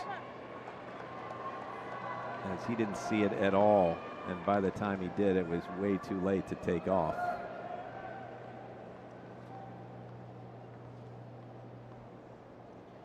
Seventh winner for Sinner here in the second set, matching his first set total. Body serve handcuffed Fritz, who punched the backhand long. Looks frustrated. He did not hit a better return. It's 40-15. Yeah, this has been a frustrating set if you're Taylor Fritz, only because he's winning virtually every point on his own serve. He's lost 2 points. He's not doing that much better against Sinner. Short backhand return from Fritz, who now hits a forehand middle, inside in forehand from Sinner. Fritz hits a big forehand down the line. Now a cross-court backhand from both players. Backhand cross from Fritz into the backhand middle from Sinner. Forehand, oh, just long from Fritz, just missing these balls. Sinner's done his part. He holds for 5-4. Sinner leads by 5 games to 4. And that's the part that's so frustrating to me, if I'm a Taylor Fritz fan, is that he's been in these points. He's had good looks at ground strokes that he hasn't missed that often. He's just missing them by an inch or two today.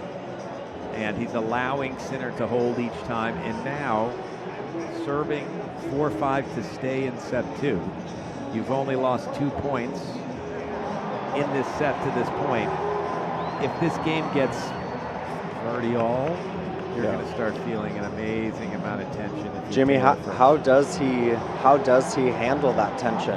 I mean, that's the question, right? And I think it's going to be difficult. What he needs to do, easier said than done, is continue serving bombs in the corner and get another quick service hold. But you just get a sense it's going to be hard to do every game of this set against Sinner. So if you're a Fritz fan, this game is maybe one that you're feeling a little bit nervous. The first couple of points are so important. If he gets even 15-all, I'm afraid that first serve might start misfiring like it was in set 1. Well, and that's what we saw from Francis Tiafoe when these guys met in that second set. The nerves got to him, serving to stay in the set, and then Francis even said, Jimmy, at the end of that fourth set, that it wasn't just the physicality, it was the stress and the nerves that got him cramping in the fourth set. Obviously, we're not to cramping stages just yet. The serve is the first thing that Taylor's really tapped into, guys, I think in the second set, Jimmy, to really lean into. And like you say, he has to be able to deliver it here at 4-5. Taylor Fritz trying to keep this second set alive. He's down a set to Jannik Sinner. And he missed that first serve. Biggest difference from the first set to the second has been how much better Fritz has served, and that's been keyed by hitting good second serves. Kind of a mishit return from Sinner on this second serve. Now they trade cross-court backhands, a slice from Sinner, changing the tempo, and Fritz missed long with the forehand. It's love 15. This is very shaky times now. The first serve, it wasn't just that he missed it, it was closer to the baseline than the service line. So again, when he showed his nerves early in the first set, forehand and serve, first serve is what was misfiring. Just missed both of those. Serve into the body of Sinner, who meets it with a backhand. Now a forehand cross-court, forehand cross towards the line from Sinner. What a forehand from Fritz. Sinner's there with a forehand down the line, and Fritz missed into the net with a backhand. And Fritz is in serious trouble here at love 30.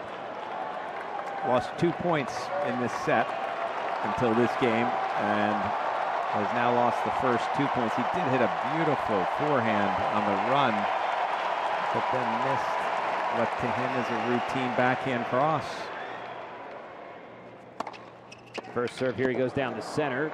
Sinner blocks it with a backhand, lands in. Big forehand from Fritz to drive a winner cross court, 15-30. Remember that shot if somehow Fritz ends up winning this match, because that was not that easy. I know it was a serve +1, but the return was a lob that landed a foot from the baseline, and Fritz somehow took it on the rise and crushed an inside-out forehand.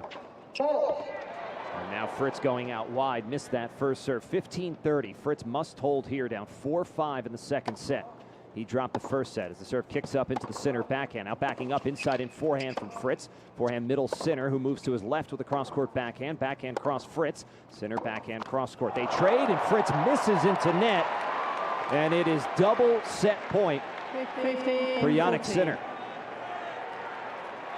Sinner made by where he was standing to hit that second serve return way in the fence. He was saying, I don't think you're going to make 10, 12 balls in a row. I'm just going to put it in under this pressure, and you're going to give me an error, and it's exactly what happened. Down 2 set points. It's Taylor Fritz. The toss, the serve, he missed it out wide. Fritz had lost just 2 points on serve in this set, but now he's lost 3 in this game. He's down 2 break points. The second serve, it's a middle forehand from both. It's Sinner a bit deeper. Fritz lifts that forehand. Sinner flattens it out with a kick backhand. Cross-court backhand Fritz. Backhand cross from Sinner. Now forehands from both. A backhand cross from Fritz. A cross-court backhand. They trade again. It's Sinner up the line with a backhand. Stretching out Fritz, who can't clear the net. Jannik Sinner is 1 set away from the U.S. Open title. He weathered the Taylor Fritz storm, and then the world #1 pounced. He broke Fritz at a difficult time, and Jannik Sinner is 1 set away from the U.S. Open title. Isn't it amazing how things that I told you were going to happen often in tennis? It's tough to hold serving first set when you've only lost a couple of points against someone that returns as well as Sinner. Take a quick break, come back for set 3 on U.S. Open Radio, presented by American Express.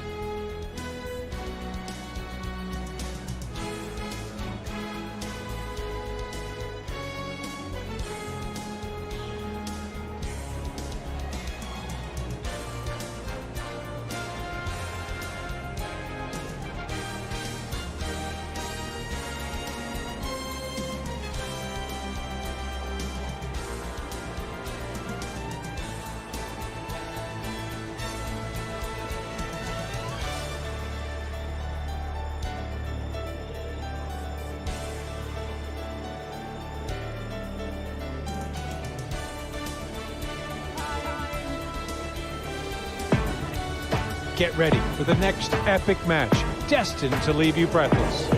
Live from the USTA Billie Jean King National Tennis Center in New York. This is US Open Radio, presented by American Express. You're listening live to US Open Radio, presented by American Express. Nick McCarville courtside here as Jannik Sinner kicks off the third set. Ava Azraki-Moore just clearing the court. And guys, a lot of communication, Brian Clark, from Michael Russell to Taylor Fritz, trying to just settle him down and tell him that he is still in this match. But it feels like, Brian, that this is a steep mountain now for Taylor to climb. He's come back from 2 sets to love down before. He did it, of course, against Zverev at Wimbledon this year. But based on what we saw and the way that second set went, and Sinner serves first, up 2 sets to love, and Fritz takes the point. Yeah, if you're Michael Russell, Jimmy, what could you say to Fritz? Because he did everything right until that final game. Well, I think you say exactly what Nick said in the sense that he said, is that you came into this match, you needed to win 3 sets to win this title. You still need to win 3 sets. So take it one at a time and see what happens. No margin for error at this point for Taylor Fritz in his maiden major final. And their Sinner misses a forehand, and crowd is certainly not out of it as Fritz has taken the first 2 points of the third set.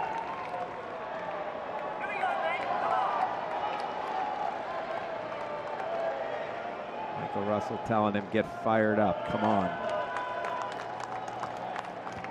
Again, Fritz is missing some forehands that he's not accustomed to missing. He's set some points up nicely that he hasn't finished the way he would like, the way he has all tournament long.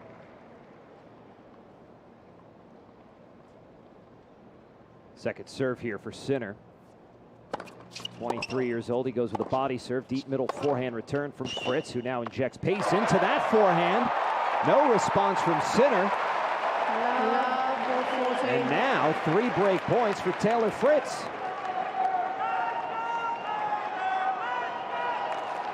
Fritz broke Sinner in the Italian's second service game of the match. That was back in the first set. Problem was for Fritz, he was broken 3 times in that opening set. But he can start the third set with a lead here. The toss and that serve, it's up the center. Punch back with a forehand, booming forehand from Sinner. Pretty nice sequence from Sinner to save the first of 3 break points. Yeah, that really was. It was a good first serve, a good return from Fritz. And Sinner, while backing away, running around his backhand and going towards further back in the court, somehow hit an inside-out angle with pace. For Fritz, he needs a second serve, you get the sense, on one of these next 2. He's had a lot of joy on the Sinner second serve, and he'll get a second serve as Sinner missed it long. 15-40 for Sinner, opening game, third set, second serve. Fritz tees off with a forehand, now backhand middle from Sinner. Backhand cross court from Fritz, pushing Sinner back. Backhand line, Fritz, stretched out forehand from Sinner. Forehand middle, Fritz, in comes Sinner, inside out with the backhand, stretching out Fritz. Now another big forehand from Sinner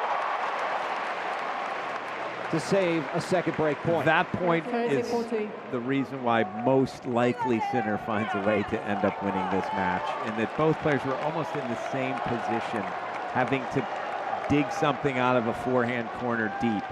Sinner was able to do it and get neutral really quickly, whereas Fritz, that half step slower, got it further in trouble, and eventually it led to that winner. And now here's Jannik Sinner, 30-40. Down the center, a lunging forehand return is punched long by Fritz, who looks very frustrated seeing those 3 break points come and go. It's deuce. I understand the frustration because he has had opportunities. I know it doesn't look like it when you look at the numbers, but when you watch the points, he's had chances on Sinner serve in the rallies, within the rallies, and he's not quite been able to take advantage. Just an odd error here and there. Ace up the center for Sinner. 5th ace of this match. And now having fought off those 3 break points, a chance to hold for the first game of this third set.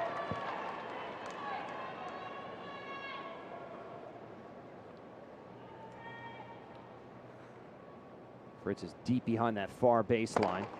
Sinner goes big again, leaning, blocking with the backhand is Fritz. Sinner waits for the bounce. He doesn't miss that one. Put the overhead into the service box, then into the seats, and he is in front in this third set. He saves 3 break points. First game, third set. And holds.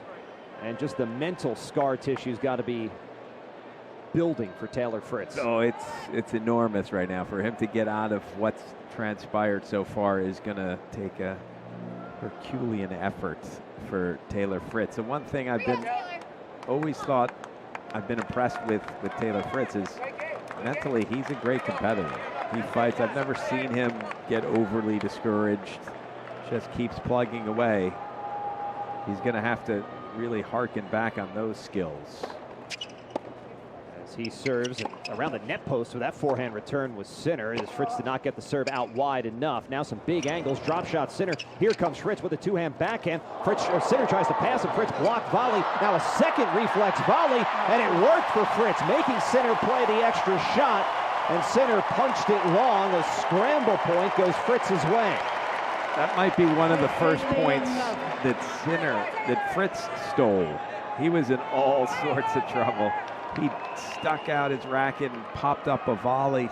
Sinner could have taken him out with a 4, and he tried to be nice and roll it around him, and it didn't work. 15 love here for Fritz. Up the center he goes. Sinner from a very deep position. Now a cross-court forehand from Fritz. Backhand middle Fritz. Backhand cross-court. Now a stretch backhand from Fritz. It floats into the alley. Sinner was right on top of that, too, ready to go cross-court with a forehand. It's 15 all. Well, Sinner's made a bit of an adjustment here in the last few minutes on the return games, because second set when Fritz was serving well, he was getting free point after free point, and all of a sudden Sinner has backed way up into the Medvedev stance, and he's making returns. And that's forcing Fritz to have to win the rallies, which has been a bit of a struggle for him today. Now Fritz deep into the box on that second serve. He punches a forehand middle. Sinner still very deep behind the baseline, as you called it, that Medvedev position. Lifted backhand, those mishit by Sinner. It's well long, and it's 30-15 for Fritz. And this is where when an opponent stands that far back, when they're close to the fence in a court as big as Arthur Ashe Stadium, if you could serve and volley out wide, all you have to do is touch the volley, because you're going to get to the net pretty close because of how much time it takes. Good wide serve from Fritz, and Sinner's returns long, 40-15 for Fritz. But players today don't utilize it. They've started to against Medvedev, because enough players have done it that they see it works, but no one's thought about it against Sinner, because he doesn't normally stand back here. Ace for Fritz. Michael Russell and company in the box. His girlfriend Morgan, they're all up on their feet, applauding. Fritz's fight not diminishing, as you said, Jimmy. But unfortunately for him, the scoreboard does not work in his favor. It also tells no lies, and it shows that Jannik Sinner is up 2-0 on Taylor Fritz. You can hear Fritz's box trying to keep him going. That's Michael Russell's wife, Lily. She's always a front row presence in the box. Now it's Sinner. Tossing that serve down the center. Sinner's parents were not in Australia, and as far as I know, they're not here in the U.S. Open. And Darren Cahill in Australia was talking about, you know, Australia's not exactly a hop, skip, and a jump from Northern Italy, but they've got a business to run, they've got work, jobs to attend. And there's also the concern, and you can relate to this, Jimmy, probably as a former pro player, when you bring in people who aren't the usual team, the usual setup, it can throw off the vibes and the mojo a little bit. Well, what's interesting is Jessica Pegula, who I have worked with some over the last few years, played in the women's final. And serve from Sinner into the backhand from Fritz. Now cross-court backhand into the backhand cross, backhand middle.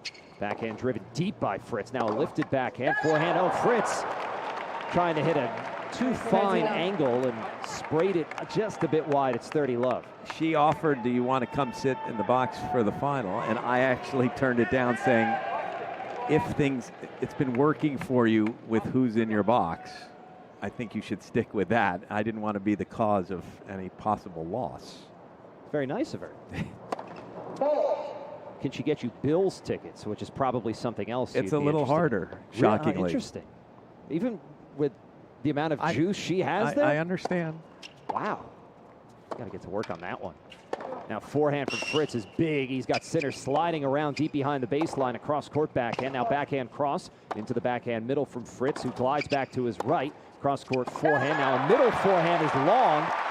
It's 30-15, and that's an encouraging side for Fritz. And yeah, just thinking about that women's final for a moment, I know that you've worked on and off, as you said, with Jess for years, and it's so impressive when you think about the fact she does not need to be grinding away, how hard of a worker she is. And I know you've talked about how down-to-earth of a person she is, and I think the entire world can now see that she's just a regular person who's achieving success in pro tennis. Yeah, it is remarkable. Having said that, she wasn't quite as much of a billionaire growing up. It happened when she was a teenager. If that happened to me when I were a teenager, I'm not sure I'd be sitting here. As much as I like you guys, but you know, it's fantastic she did that as Sinner goes down the line with a backhand, and he just pulled it off. He had a pretty open look, but he kept it tight to the line and caught the outside of that right sideline. Yeah, that's what caused this backhand that barely caught a piece. That's another one where I would have thought the electronic line calling device was maybe off by a millimeter or two, and you can see Taylor Fritz throwing his hands up in the air, not quite buying it. It's been a frustrating 90 minutes on court for Taylor Fritz, down 2-0 to Jannik Sinner here in this U.S. Open men's final. Toss and that serve, it's out wide. Nice return from a stretched out Fritz, but Sinner makes him run by going back and short onto the other side of the court. Fritz could get nowhere near it. And Sinner on serve, ticking towards a title as we check in courtside with Nick McCarville. And Nick, something we've been talking about, the fight is not going out of Taylor Fritz, but the scoreboard is, unfortunately for him, just telling a different story.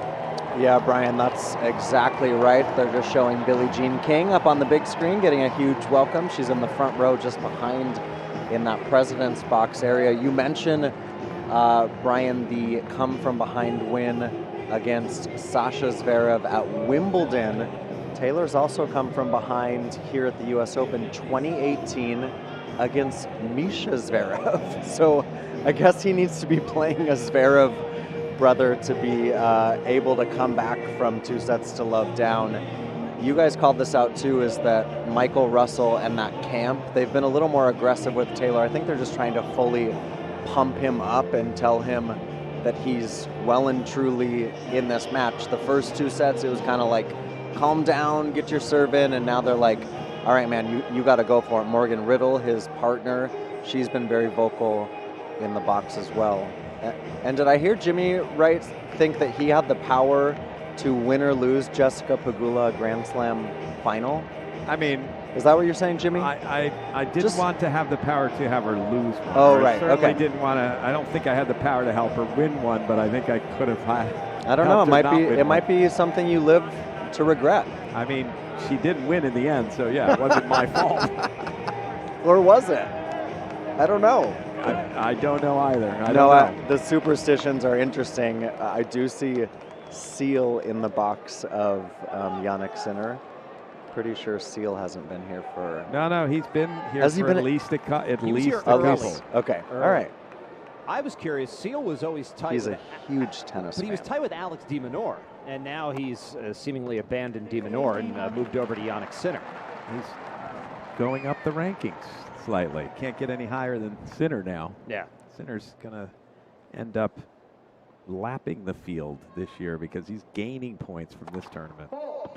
Yeah, Alcaraz, of course, not losing early. Djokovic losing his defending champion points. At 15 love, Fritz's second serve is deep into the box. Now a cross-court backhand, a forehand into the forehand cross-court from a sliding Sinner who steps into the court to hit a middle forehand.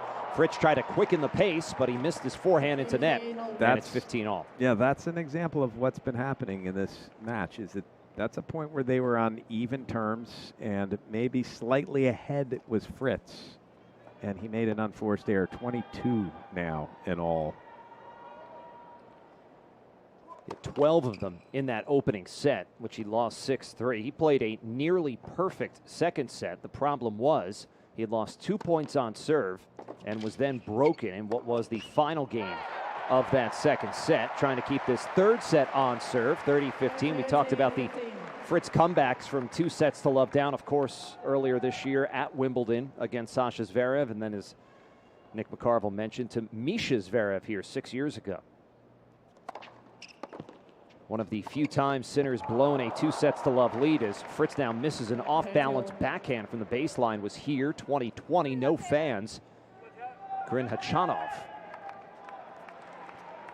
Again, Sinner way back to return, and Fritz has a nice wide serve in the deuce court where he slices it. It doesn't hit it that hard. At 30, Ollie goes out wide. What a return from Sinner. Short forehand from Fritz. Sinner had to cover so much ground, but just missed the backhand. He was off the screen, almost out the door, but got that ball back in play, and the crowd appreciating that effort. Yeah, Fritz ended up having to hit a half volley that he was lucky that he could get it into the court because it was a little late. It went down the line. At 40-30, right down the center comes Fritz, and a mishit forehand from the back fence for Sinner. Fritz holds 2-all, third set. 2 games all, third set. Fritz held, but in the ad court, as I said, when Sinner has backed up as far as he has, he's got a nice serve out wide in the deuce court. In the ad court, when he goes wide, it's hard and it's flat, and it's not difficult for Sinner to get that ball back deep and be right back in position. Fritz is going to have to start hitting a kick, a nasty kick first serve sometimes. Pull Sinner even wider to the backhand, or he's going to eventually have trouble holding in one of these games. At 2-all, here's Sinner, who's had no trouble holding in this set. Second serve from Sinner. He floats it into the center. A deep backhand from Fritz. Now a forehand from Fritz, pulling Sinner back into his right. Now a backhand from Fritz. Sinner steps in on that short ball, goes cross court with a backhand. Floating slice from Fritz. Sinner flattens that out into a forehand, and that provided the final answer. That is another example at that point of why Sinner has the better chance of winning this match, outside of the fact that it's 2 sets to love, is Fritz hit a huge ball deep in the corner, and he was expecting to be on top of the point from that, and instead Sinner so quick defended it and was even in the rally. Fritz can't defend as well as Sinner can. That has absolutely made a difference here in this match, where Jannik Sinner, the world #1, closing in on his first U.S. Open title. Second serve from Sinner into the center of the box. Deep backhand return from Fritz. Inside in forehand. Now flattened out forehand big from Fritz. Sinner, good defense to get there. Makes Fritz hit another ball. Didn't miss that one, though. He crushed the forehand from the left sideline. Ad side. 15-all. 15-all. Yeah, a couple of massive forehands from Fritz that time. And still, Sinner moved so well. He nearly got his racket on the last shot.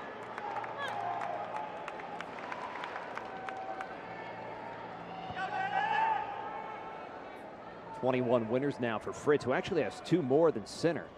Problem is, Fritz has 23 unforced errors. Sinner's +7, 19 winners, 12 unforced errors. It's just been efficient. Serve down the center that Fritz could only block back into net. It's 30-15. Well, and the other problem is first serve points for Sinner. He's winning almost 90% of them. He's at 86% when he gets that first serve in. And I would say he's not the bigger server of the two. Fritz is only 73% in the match when he's getting first serve in, so that's a bit of a surprising stat. Second serve here from Sinner into the body of Fritz with a long return, a backhand. Fritz punches away that ball with the racket in frustration. It's 40-15. Not a remarkable second serve. Fritz just mad that he missed that. 40-15 here for Sinner. He looks across the baseline and sends one up the center.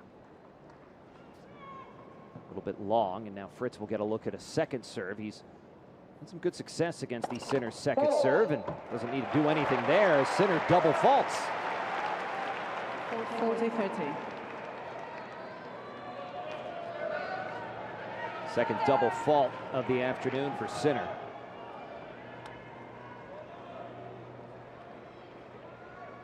As Taylor Fritz looks towards the big video screen here in Arthur Ashe Stadium. He did not play in Ashe until his quarterfinal against Zverev. He played his first 4 matches in Armstrong. Really likes playing on Armstrong. 40-30 from Sinner, right up the center. A forehand return from Fritz, inside in forehand. Spot on from Jannik Sinner. He took it from the center of the baseline and found the far corner for a winner. He is halfway home to a U.S. Open title. As they sit down, and Fritz, maybe the most visible frustration we've seen, Nick McCarville, who's courtside. Yeah, the frustration there. The one thing I was going to say too, Brian, is that even though that frustration has been pretty present today for Taylor Fritz, he's got to recognize the moment for Jannik Sinner here and the fact that Sinner's trying to close out his first U.S. Open, so he has to expect some nerves to come in for Jannik Sinner. He has to back himself. And this crowd, any opportunity, guys, you can just feel it in this arena. Any moment where you're gonna have the opportunity to back Taylor Fritz, this place is gonna explode. So I think that he's got to be thinking with that warrior mentality too. Even though we've been talking a lot of the mentality of Taylor Fritz, the nerves, I don't know, Jimmy, do you think that Jannik Sinner is going to get a little bit nervous here as he inches towards a first ever U.S. Open? Do I think he will? I think it's possible, but I think he'll get over it.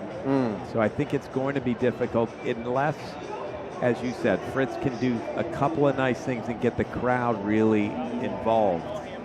And if the crowd gets loud enough and there's enough of a feel of this momentum swing, then maybe Fritz is in there with a chance. Yeah, I think that's maybe the one thing, guys, I'm trying to pull out too, is that it does feel, I mean, this is a who's who today in New York. It does feel like the place will go wild if Fritz, gets a break point deep or gets an actual break. Then that could change the dynamic. He's running out of chances, though, as he's down 2 sets to love and serving now at 2-3 in the third set to Jannik Sinner. And Fritz's service games have not been as smooth, they've not been as dominant as they were in that second set. Maybe that's a good thing, that he's at least had to have a few moments of angst within his service game and still be able to come through. Second serve, a deep backhand return. Now a forehand cross from Fritz, who moves right for a forehand middle. Forehand from Sinner with some topspin. Now cross-court backhand from Fritz. Oh, Sinner opened up the angle and kissed the inside of the sideline. Cross-court, it's love 15. That was ridiculous. I don't know how he came up with that angle. He was still so far behind the baseline. Well, actually just right up on the baseline when he ran around. 12 forehand winners now for Jannik Sinner in this match, who returns the serve that sits up for Fritz to drive home the backhand up the left sideline for a winner. It's 15-all. And again, this was serving out wide because of how far back Sinner is to return. That's one of the few times in the ad court, even though he hit it flat, it got very wide. He needs to be able to serve. If he's going to serve wide here, he's got to get it very wide. Serve out wide. Now the forehand return from Fritz floats over into a topspin forehand deep from Sinner. Now an inside-out forehand Sinner. Fritz on the run. Cross-court with the backhand. Now left side. Cross-court backhand from Fritz. He has the open line, but missed his forehand. And he's got to be careful here at 15-30. Yeah, I'm feeling a little nervous for Taylor Fritz right now because a couple of those serves, he's gotten first serves in the deuce court, but the wide serve hasn't been wide enough, and it just starts a rally. And right now, Sinner's winning those neutral rallies. 15-30 here for Fritz, who serves up the center. Sinner way back with a short return, and Fritz missed the forehand. He was coming into net maybe a step late, but he just airmailed that forehand, and now he's in real trouble down 2 break points. The crowd knows this is the moment. If he can get out of this game, maybe they can become involved.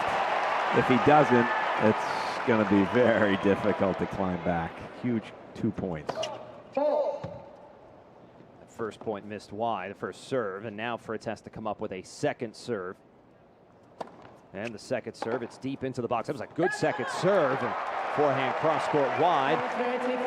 Fritz halfway to safety, saves the break point, but he has another to worry about. Yeah, but maybe that was what Nick McCarver was saying. Will Sinner get tight? Because I don't think he would have missed that forehand return if it had been a different score. He knows how big this point is, too. Fritz missed that first serve into the center of the net. Sinner moving up now in this second serve. At 30-40, down a break point, the backhand return from Sinner, forehand line from Fritz, stretched out forehand Sinner. Fritz waits, cross court with a forehand, lifted forehand from Sinner. Fritz waits again with a deep forehand. Sinner takes off the baseline, inside out forehand from Fritz, running backhand from Sinner, cross court backhand. Fritz is down a break point here. He goes cross court with the backhand. Now backhand, they trade, cross court, add side, backhand Sinner. Backhand middle from Fritz. Sinner goes forehand. Fritz stays on the backhand wing. He's not putting a lot of margin on these balls. It's a forehand as Sinner turned it up but missed it wide. Fritz flirting with danger, but he survives for deuce. Must have hit 4 shots within that 21-shot rally that looked as though they might go long. They all landed on the baseline. Fritz laughing and talking into his player box about just how he got out of that last break point. Now he's at deuce, and he goes up the center. Crowd wants to roar, but Sinner gets it back, and Fritz has to come in and play the forehand, which he does without any defending. 134 miles an hour. One of the biggest serves of the match from Fritz, who now has a chance for 3-all.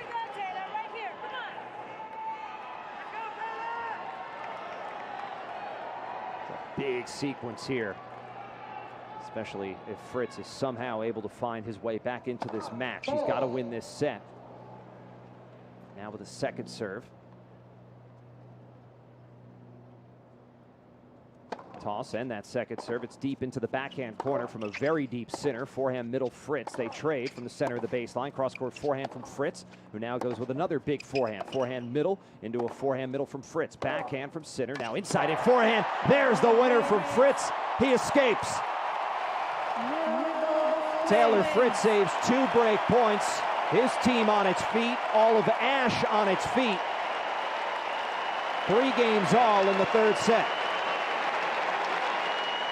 All right, so now is the time if you're Fritz.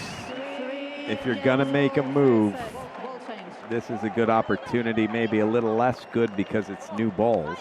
So that might help the server and Sinner about to serve a 3-all, but that was the first real escape for Fritz. And he got a little bit of help from Sinner. Sinner missed a couple of forehands. He hasn't been missing much in this match, so see if Taylor Fritz can take advantage of that just slight hiccup from Sinner. 3-all, Sinner missing out wide. You heard Mike Russell saying you're hitting the ball great. He was also telling Taylor to keep his energy up. Fritz will get a look at a second serve here. Sinner sends one down into the box. Forehand off the shoe tops from Fritz. Now a cross-court forehand. Backhand cross-court from Sinner. Backhand hangs up into a forehand. Hits the tape. Fritz adjusts to it. Goes cross-court with a forehand. Fritz has the open right sideline. Sends the forehand there. But Sinner stretched out the angle. Now comes in with a volley. A lethal 1-2 from Jannik Sinner for 15 love.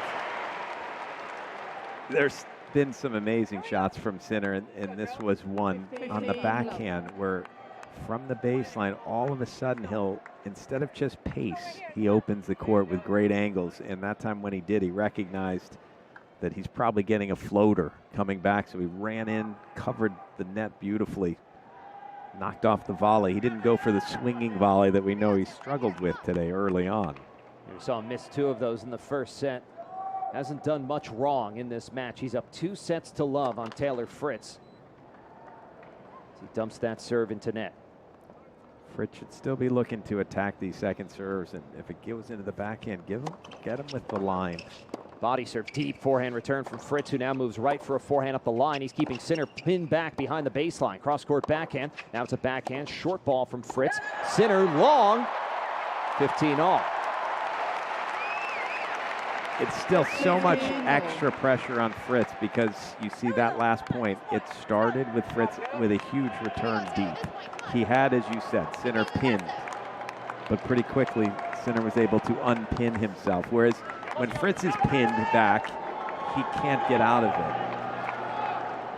So that means Fritz has to be almost perfect. When he has the edge, he's got to make sure he's making those shots. He's not making the unforced errors that he has. Sinner missed that serve by feet out wide. Now a second serve for the world number 1. Looking for his 6th title this year and his 2nd major. Forehand from Fritz, and now across court forehand Sinner. Forehand drop shot, Fritz. First one we've seen. Here comes Sinner though with a backhand. Fritz hits a lob on the backhand. Sinner gives chase with a backhand lob of his own. Fritz backs up, hits the overhead winner. Then he pumps the right fist to get the crowd on his side.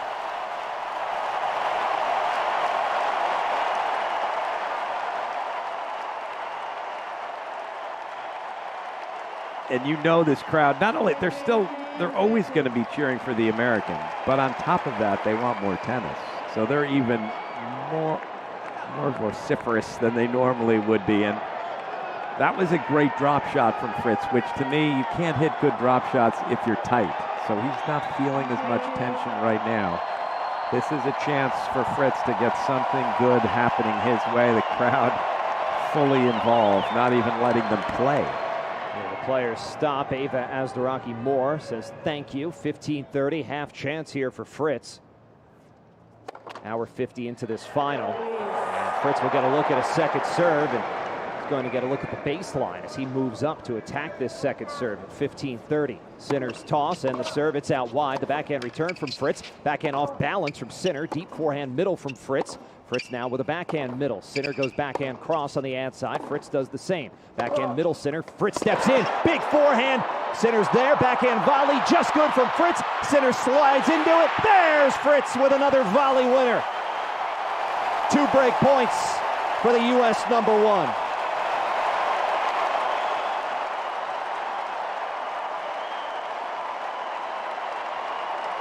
Those instructions from Mike Russell, a little more energy. Fritz has taken that to heat. He is pumping himself up after every point.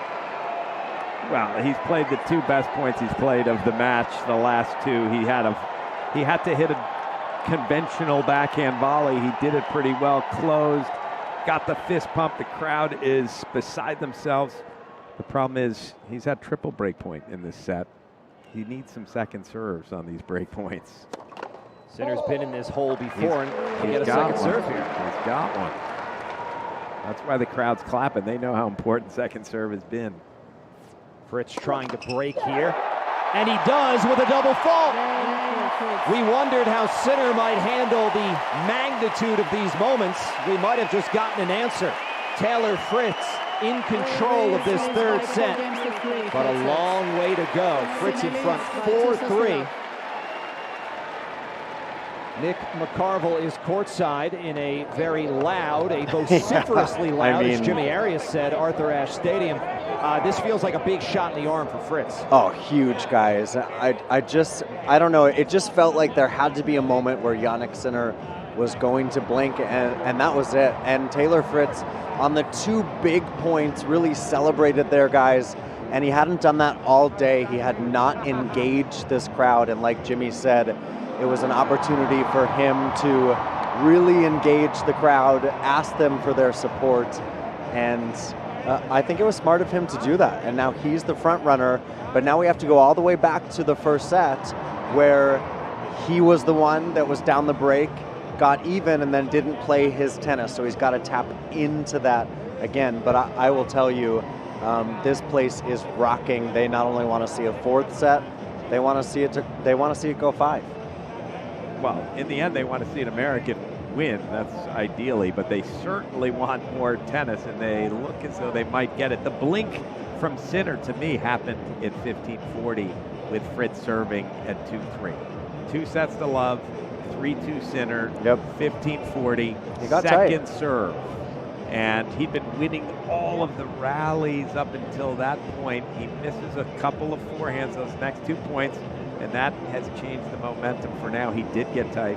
Mick McCarville, I was wrong. I didn't think But he Jimmy, would. that one forehand was a shankopotamus, right? I mean, it was just, it was and now it's the center box of the guy, both Simone Vegnosi and Darren Cahill, trying to stand up and tell their guy that he's in this. And obviously he's in this, but he's in this set. They want to close it in 3. Now, this is always can be another game where momentum swings. You've just had 2 great things happen for you. You held from 15-40 and you broke. Let for service. Fritz needs to hold this game to keep a little of this momentum going. Often consolidating the break isn't the easiest. We'll have to start here with a second serve after missing the first inning.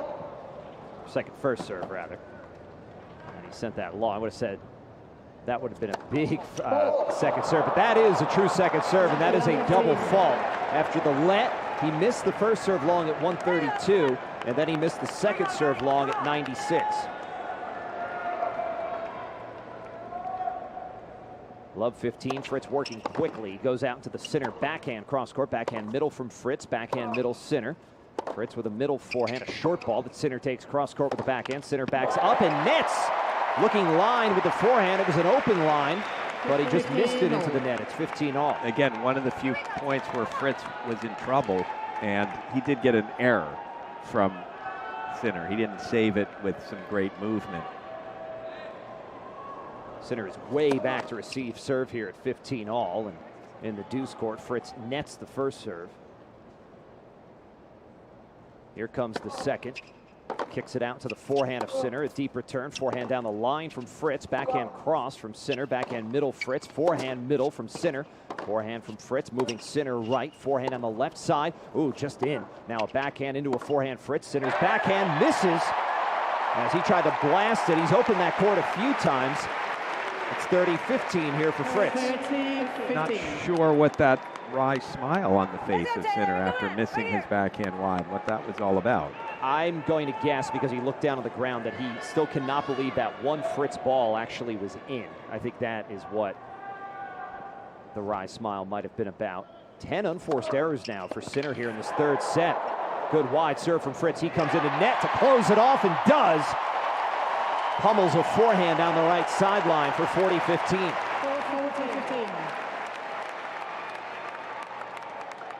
Yeah, interestingly, the serve from Fritz in the deuce court, he's been missing the wide serve lately.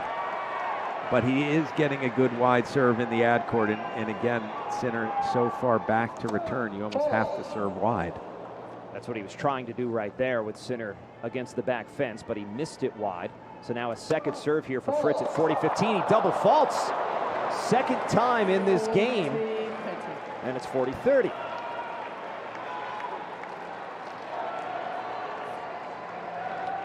Three doubles in the match, 2 of them in this game. Having said that, they're the only 2 points he's lost, so he still has a game point. At 40-30, here's Fritz down the center. A short forehand from Sinner, and Fritz shanked his forehand. And an oh-no feeling around Ash. Oh no is right. This next point, again, a very important point. Serve out wide. You don't have to hit it hard. Michael Russell telling his charge, just calm down, relax. And the double faults have come here in the deuce court, but not there. A perfect serve wide at 118. That's what he needs. He doesn't have to hit the wide serve hard. He has to hit it wide. It's better almost if it's slower.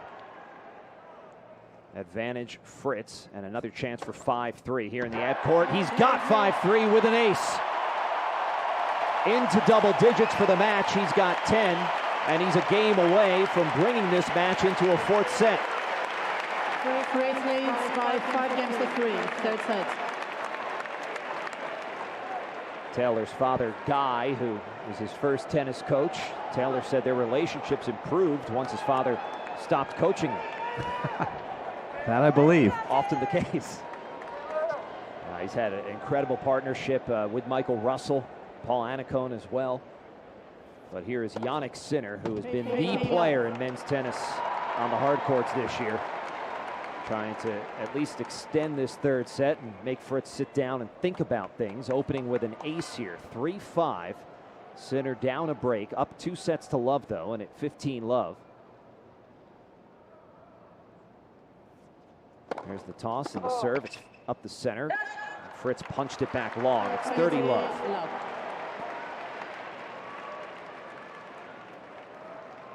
It's one of those moments where it feels as though, all right, let's go ahead and get rid of this game and see what happens with Fritz serving for the set. It's a quick 30-love for Sinner. As Sinner nets that serve.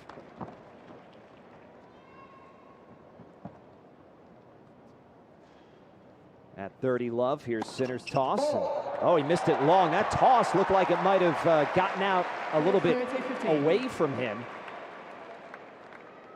As Sinner double faults, he's now double faulted 3 times here in the third set, 4 times in the match.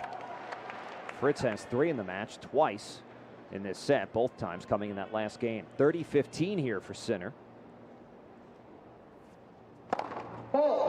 Hitting it flat and out wide. Maybe this game not as much of a afterthought as we thought it might have been a few moments ago. Not if he keeps missing serves. He's got to hit a second serve here. He goes right to the center of the box, and Fritz upset he was not able to do more with that 87-mile-an-hour second serve in the middle of the box. Yeah, he left his feet when he didn't need to. The ball actually kicked a little bit away from him, but because he was leaping around, it got too far out of his reach.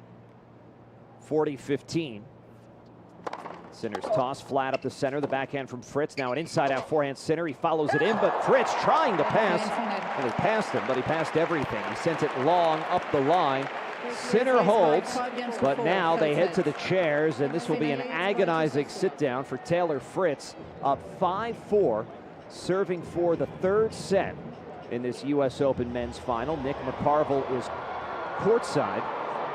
And Nick, when we look at what's gone on here, Fritz has just, that energy boost really helped him. But now the question's going to be, can it carry him over the line in this set?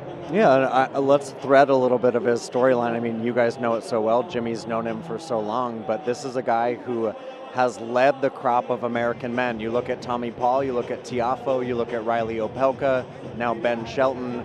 This is a guy who Brian has said for a long time, I want to be the #1 American. I want to be the first guy into a slam final. He's done that. He wants to be the first one to win a major. He said after a semifinal, I don't want to sound like I'm, sort of indignant here, but I want these things for myself. We're all pushing each other. Well, now he's got to walk that talk. He's got to show up here.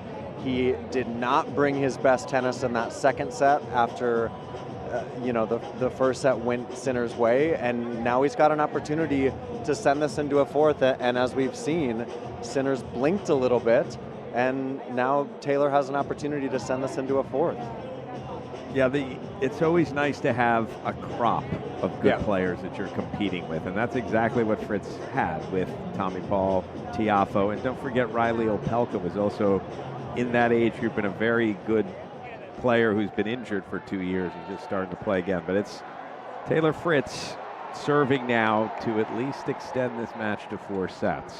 And those other guys have gotten to major semifinals along with Ben Shelton before Fritz, but Fritz the first into a major final. And he wants to play at least a 4th set in the U.S. Open final. His toss and his serve, it's out wide, pulling Sinner way off the court. And now the backhand from Fritz, cross court, backhand middle, into a pummeled forehand that just drifted wide from Fritz. He laced it up the left sideline, and it seemed like the wind just breezed it into the alley at the last moment. Love 15. Again, this Sinner, since he has moved back to the fence to return serve, it forces Fritz to... Up the center on the serve, then Fritz follows it in because forehand right. It's Sinner tries to pass. Fritz gets low for that backhand volley. Oh, a sliding volley is too short from Sinner. There's the transition game from Taylor Fritz, 15-all. Even when Fritz makes volleys, it looks a little bit off, a little bit strange. And here's an example of one where his backhand volley, everything flinched, his whole body pulled up, but he managed to hit it nicely. 15-all. That first serves into net from Fritz. Fritz at 5-4. He's serving for the third set. Second serve down the center, forehand middle from Sinner. Now forehand middle from Fritz. Fritz to his right with a forehand cross. Now backhand cross court from Sinner. Backhand cross from Fritz. Backhand cross from both. Sinner backs up for the backhand. They stay cross court. Now Fritz hits into the forehand of Sinner. Inside in, forehand Fritz, cross court forehand. Now a line forehand is long from Fritz. And it looked like the shot tolerance from Fritz just broke down in that rally. And again, where Sinner's standing, he's going to force him to play. He made a mistake, Sinner, on his second break point in the 2-3 game. He tried to attack the second serve. It gave a target to Fritz. I think Sinner, the rest of this game, is going to try to work on the shot tolerance of Fritz. 4 minutes past the 2-hour mark. Good wide serve from Fritz. The return long, 30-all. It takes a big serve and an accurate serve right now to get a free point from Sinner. And Fritz just got one. He needs 2 more. 5-4.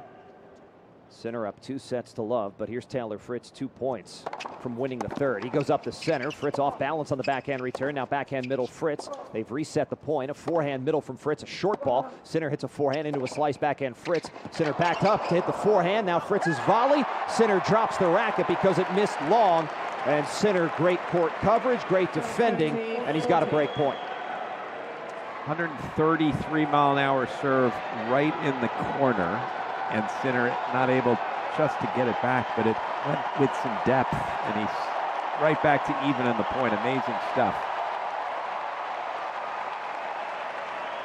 Crowd applauding the effort from both, but also trying to urge Fritz forward, down a break point. And he's got to come up with a second serve here.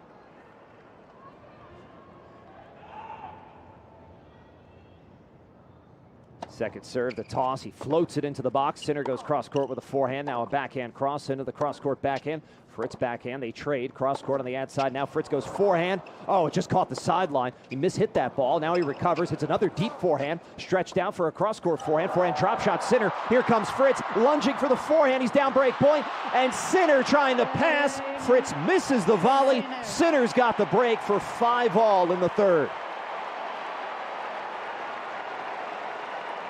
Taylor Fritz had that volley.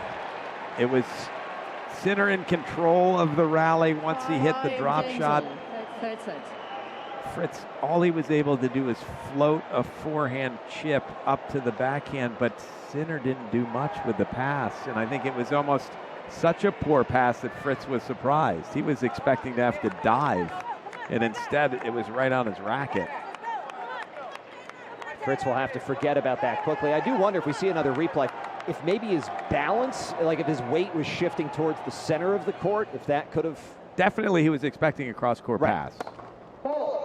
But he hadn't moved very far, so it ended up looking like it was right on his racket. Fritz gets a look at a second serve here as he tries to break for the second time in this third set. Body serve into a short forehand from Fritz. Big forehand from Sinner, who's got new life in this set. He wants to win this title in 3. A forehand from Fritz, missed it. Tried to go inside out from the center of the baseline. It went out indeed, but into the alley. Fritz's box trying to pump him up because he is visibly frustrated after that last sequence.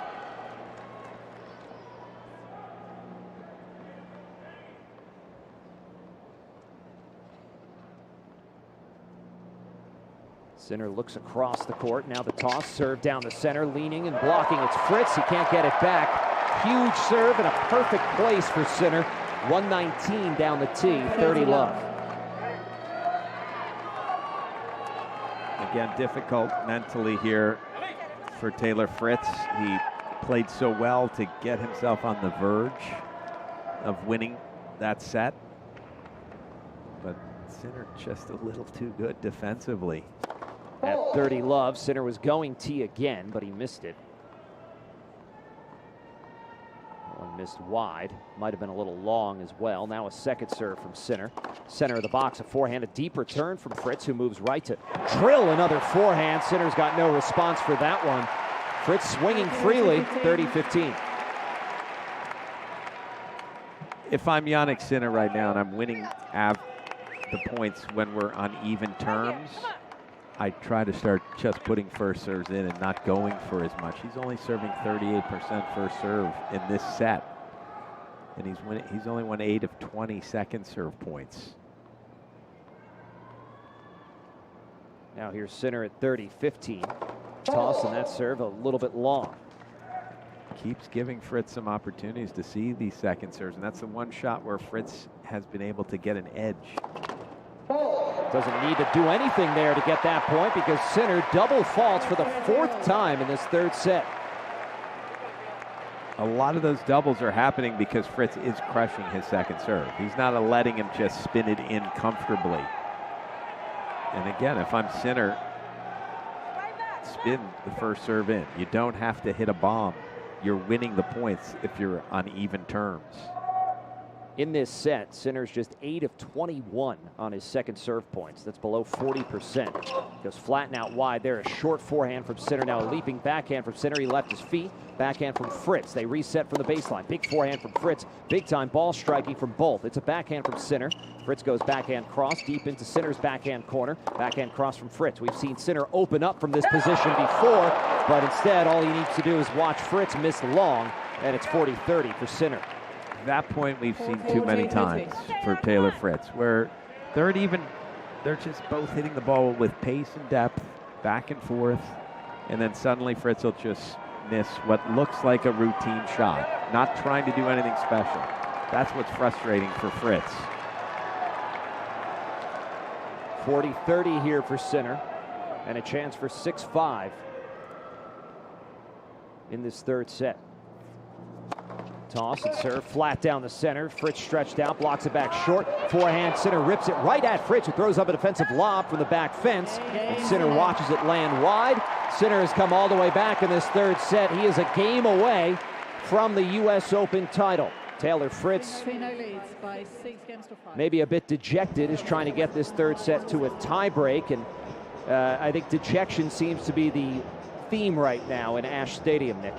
Yeah, Brian, you read that completely right. It just feels like all the air has been taken out of this arena, and now it's up to Taylor Fritz to try to serve to stay in this match. So vastly different from just a couple games ago, and still a lot of positive energy coming from the Fritz box, but it does feel like, guys, he has not been able to handle these especially pressurized moments well today, and he's going to face the biggest one here next. Yeah, the pressure has affected Taylor Fritz at some times. Jannik Sinner, though, has not certainly been immune to the pressure, but it is Jannik Sinner who is now 1 game away from his 2nd major title and his 6th title of 2024. It's pretty amazing when we think of starting January and Jannik Sinner hadn't won a Grand Slam, and here he is, the one that is the world #1. Looking to do something that only 3 men, Federer, Djokovic, and Mats Wilander, have done, winning both the AO and US Opens on hard court, Brian. And he's the veteran. He's the one, not by age, but by experience. He's the one that feels as though he should obviously win this match. And Fritz was talking the talk coming into this match, and it just feels like he has not been able to, well, it is clear he has not been able to show up today with his best tennis. Even when he's had his moments, Sinner's been able to claw those moments back, but this is the biggest moment of the match as Taylor Fritz serves to stay in the match at 5-6 in the 3rd set. At times it felt like this was a car that was speeding away from Fritz. He's kept it back, but been unable to play from in front for extended periods of time. He missed that first serve. That's been a problem. And Sinner's been so deep, and right there, Fritz doubles faults. An ominous start.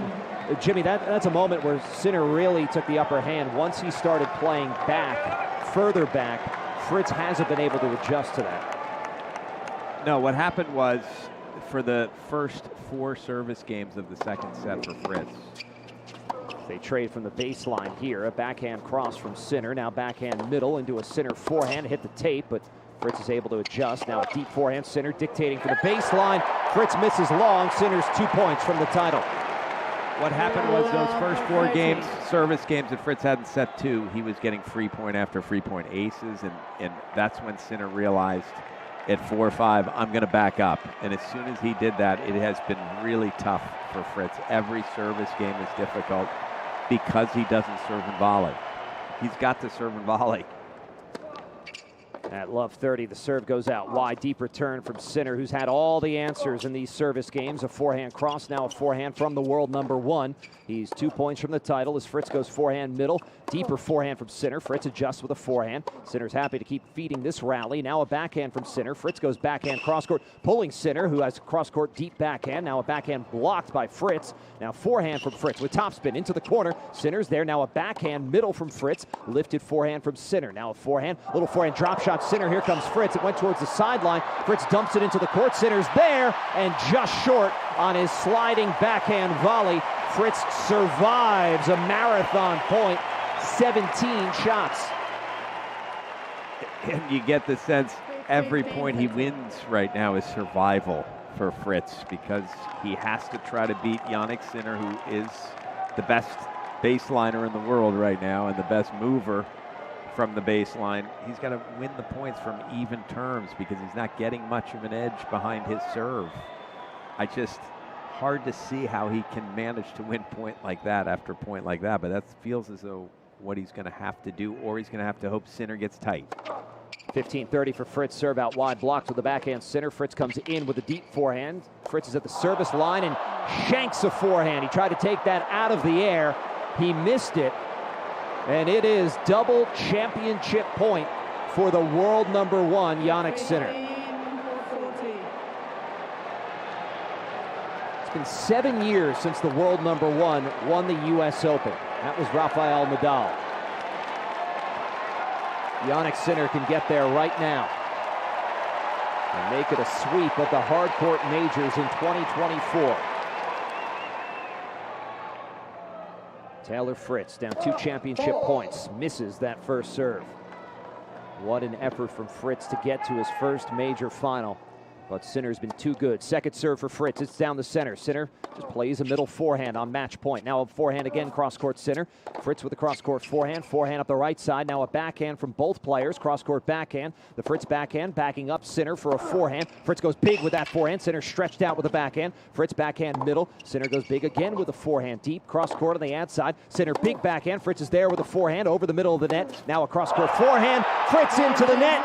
Jannik Sinner stands alone with his arms outstretched as the United States Open champion. He doesn't fall down because nobody could take him down in New York.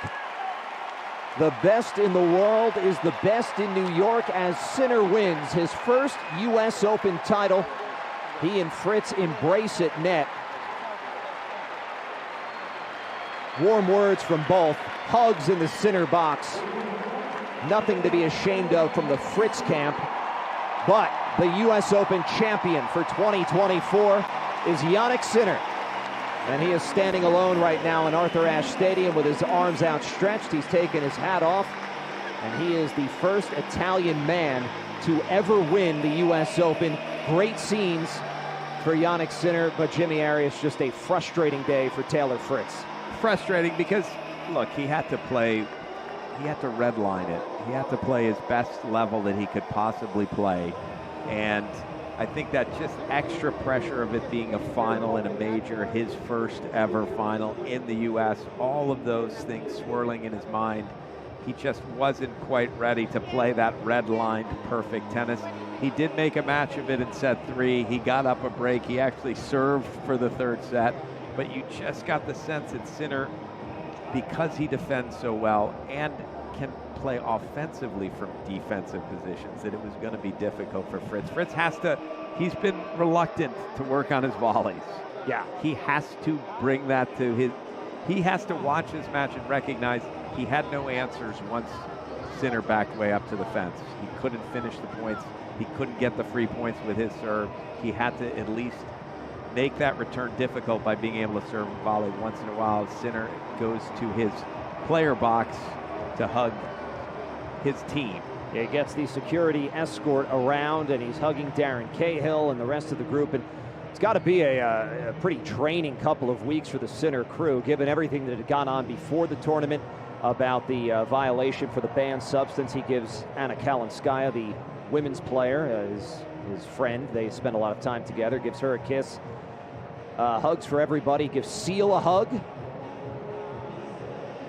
Seal had been there the last couple of matches for him, and a huge fan of tennis. And if you're a fan of tennis, you gotta respect the way that Jannik Sinner plays. It feels to me almost unbeatable if there's no hole in his game, and he's almost unbeatable if he plays well.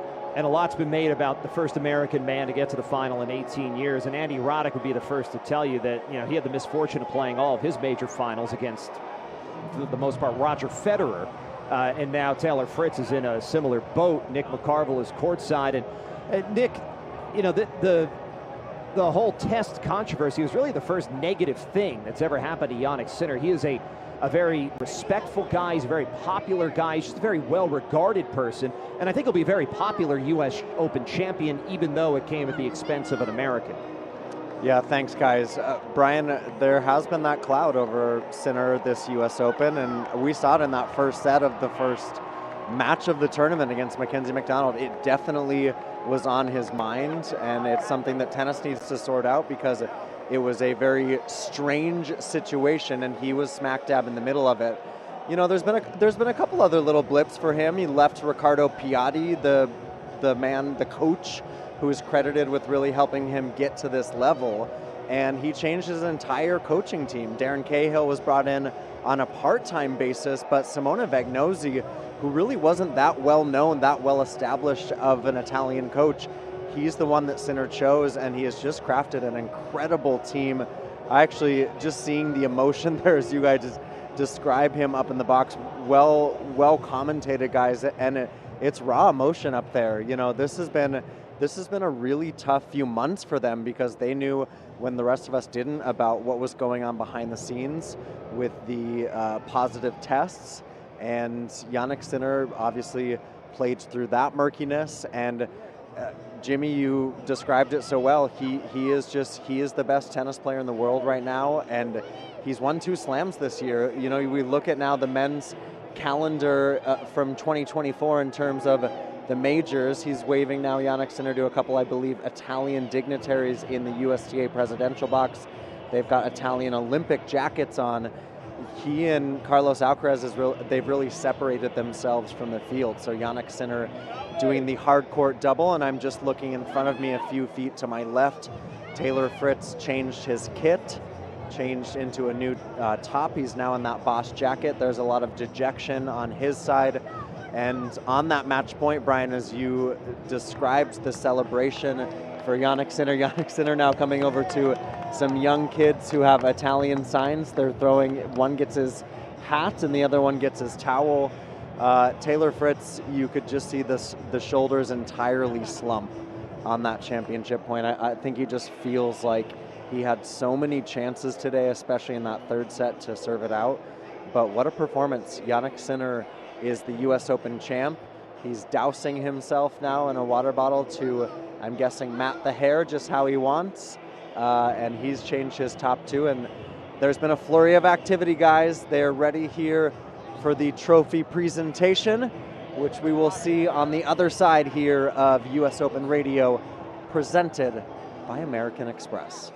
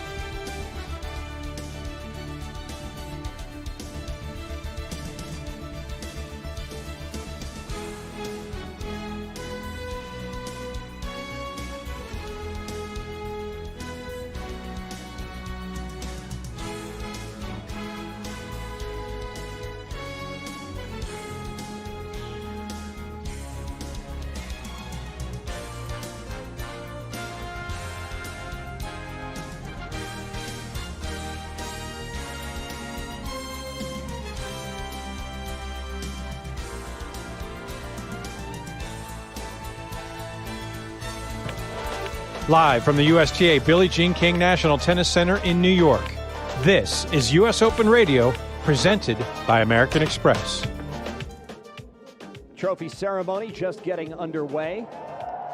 That cheer you hear is for Andre Agassi, one of the most popular Americans of all time. What a terrific afternoon of tennis, everyone. One more round of applause for our two players.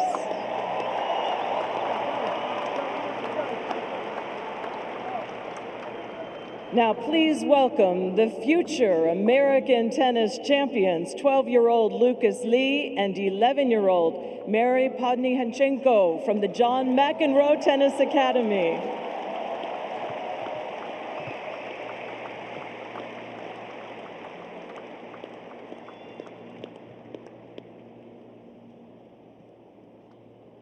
Thank you both.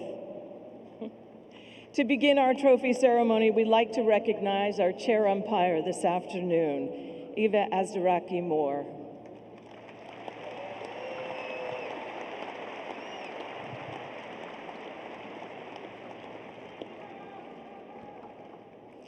It's now my pleasure to introduce again the chairman of the board and the president of the USTA, Dr. Brian Hainline.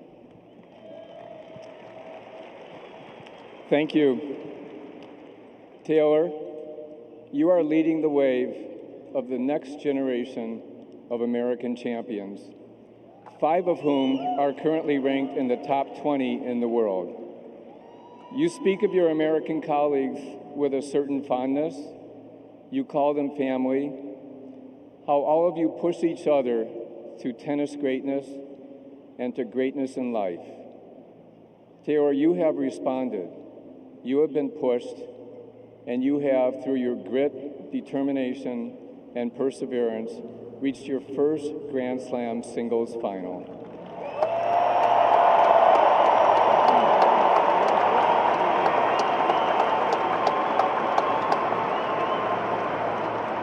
And we know there is a Grand Slam champion in you. Jannik, when you won the Australian Open this year, you thanked your parents for allowing you to choose tennis.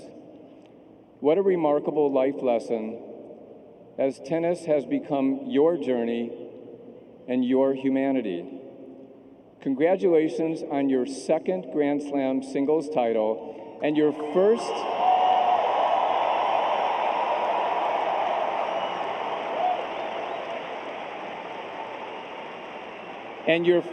U.S. Open singles title, and congratulations on being the #1 tennis player in the world.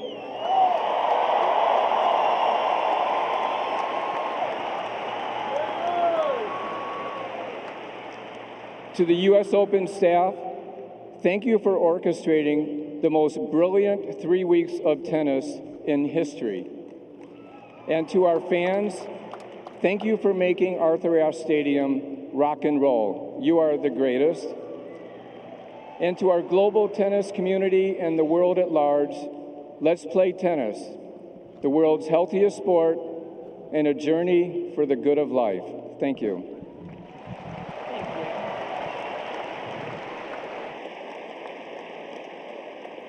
Now it's time to hear from our finalist, American Taylor Fritz.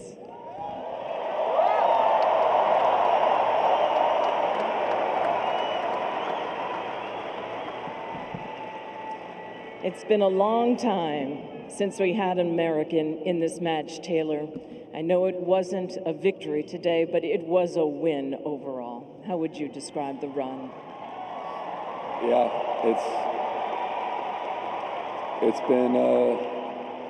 it's been an amazing 2 weeks, and you know, first off, congrats to Jannik. He played a great match. Congrats to his team. It's really impressive. He was too good. So I mean, it's amazing. But I want to say thanks to my team, my coach Mike, Wolf, Morgan. My parents are here. Just my whole team. It's amazing to have such a great support system around me. They really make this possible. Also to my coach, other coach Paul, who's not in the box today. But yeah, it's it's been an amazing run, and thank you to the fans for everything this week.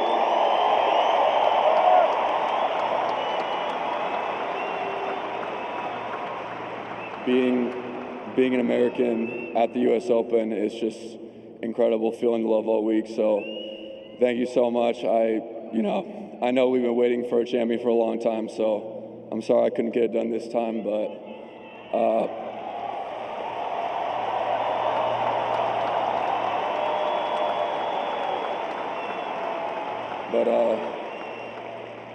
I'm gonna keep working, and hopefully I'll get it done next time. So thank you.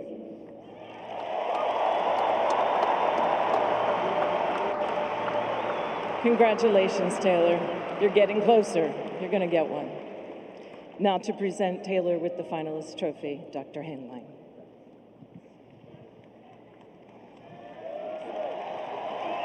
We're going to stay with you, and you're going to get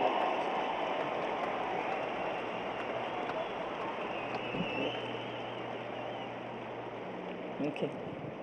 Now it's time to hear from the champion, Jannik Sinner.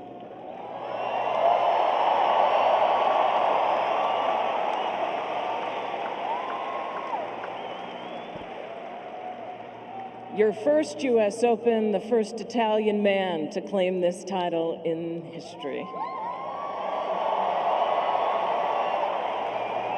What does it mean to you, Jannik? Yeah, hello everyone, first of all, and I would like to start with Taylor. I know how much work he puts in. You are doing an amazing job. Congrats to you, Taylor, and the whole team. It's so nice to see you in big stages like this, and I'm quite sure that you are gonna play many of those. So I wish you best of luck for the future.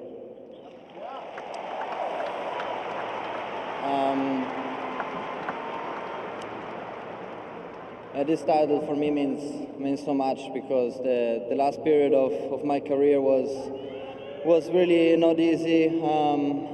There is my team who supports me every day, the people who are close to me.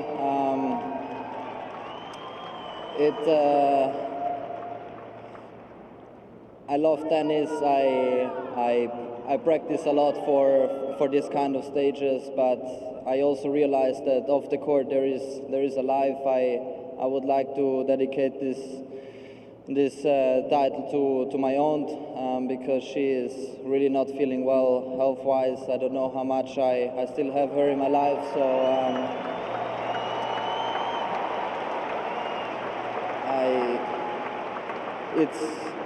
it's so nice that I can share positive moments still with her. She was a very important person for my life, and she still is. So if there would be the biggest wish, I would wish everyone the best health to everyone, but unfortunately it's not possible. But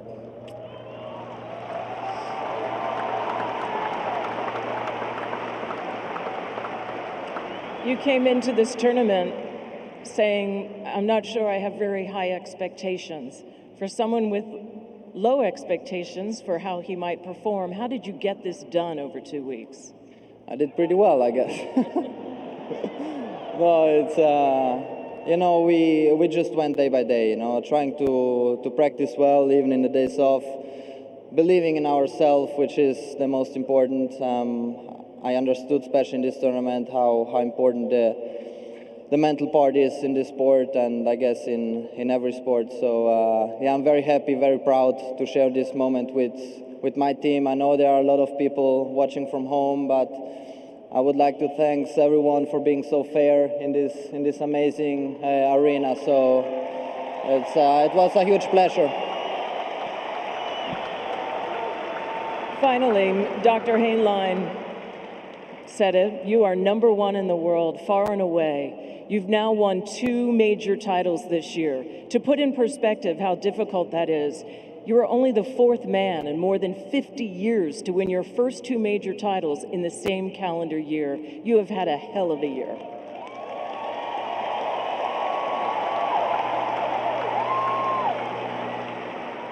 How would you phrase it? How would you describe the year? Yeah, incredible. No, it's so many big wins for me this season. Starting off with Australia and then playing so well there, which then gave me confidence for until now. But you know, the work never stops. I know that I still can improve, as we saw also today, a couple of things. But you know, you have to be proud with what you have, and the rest you have to go for it. You have to work for it. So I can't wait for my continued process. Thank you. Congratulations.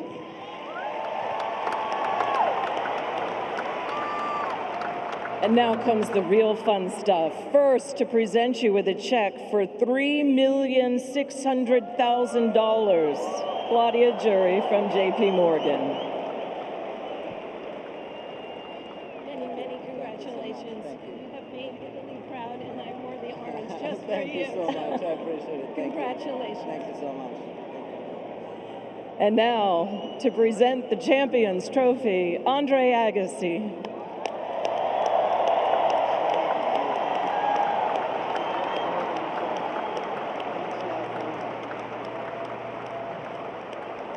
Take a step forward.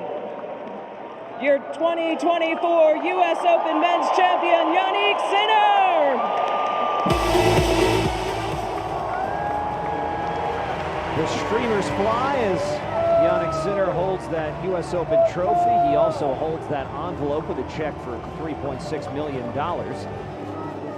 It's a good day. Not bad for a day's work. Well, it's actually a couple weeks' work, so. Well, it's been an incredible month for Sinner, and we'll say goodbye to Nick McCarville as the streamers do fly. Nick is courtside. He's been courtside the entire match. Great having him along because, you know, Nick, you've traveled the world covering the Olympics and covering tennis, certainly over the last month. Sinner missed the Olympics, and you're thinking, okay, how would he respond? He responds by winning Cincinnati and the U.S. Open. This is just the third time in the Open era that all four majors in a season were won by players 23 and under. And as we see Sinner and Fritz pose for photos, Nick, the game is in pretty good hands. I mean, the game is in incredible hands, and it was a pretty confounding couple months for Sinner. Didn't feel well losing to Medvedev at Wimbledon. That was not a player a lot of people thought he was going to lose to. Jannik Sinner on center court, then misses the Olympics, which he had said at the outset of the season was the most important event of the season for him. And then, Brian, on the eve of the U.S. Open, after he wins Cincinnati, we understand that there had been this positive doping test. I mean, that's a lot to handle. And then he tells us that his aunt is in ill health. He was very vague there. But, you know, for those of us who have been around Jannik Sinner for inside tennis, he's just a class act in terms of the way that he treats his team, thanking Darren Cahill, Simone Vignosi. Of course, there was that cloud hanging over them. But he won this tennis tournament, and he has shown he has stepped up, he has leveled up, he has taken the aggressive step that Carlos Alcaraz and many others have taken this sport, and he has added variety. He can cover the court so well, and he just did everything better than Taylor Fritz today. He is the outright champion, and it was a pleasure to witness it in person. It was a pleasure to call it with you, the one and only Jimmy Arias, and you too, Brian Clark. Thanks so much, guys.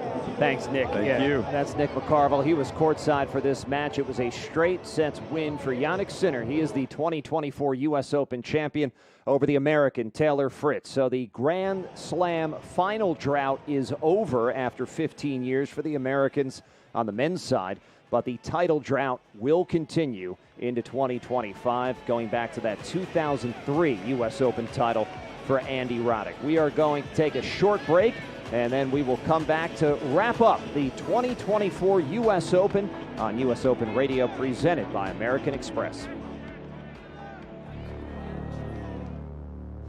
Waited a long time for this, and I love these moments. I'm excited to be out there today and have the crowd back on my side. Every final is different, so I'm happy to be here. This is a special occasion, so let's see what's going on today. Fritz with a backhand middle from Sinner into the middle backhand Fritz that hits the tape. It sits up for Fritz to lace a forehand. Now backhand on the run from Sinner. Backhand cross court from Fritz. Backhand down the line from Fritz. Stretched out running forehand. Sinner's good. Forehand middle from Fritz. Cross-court backhand again from Sinner, who has all the answers right now and has 3 set points. Backhand cross-court, found backhand from Fritz. He's down a set point. A backhand middle long. First set of the U.S. Open men's final goes to Jannik Sinner. The world #1 started strong, faltered in the middle, but surged to the finish line. Fritz had lost just 2 points on serve in this set, but now he's lost 3 in this game. He's down 2 break points. The second serve is a middle forehand from both. It's Sinner a bit deeper.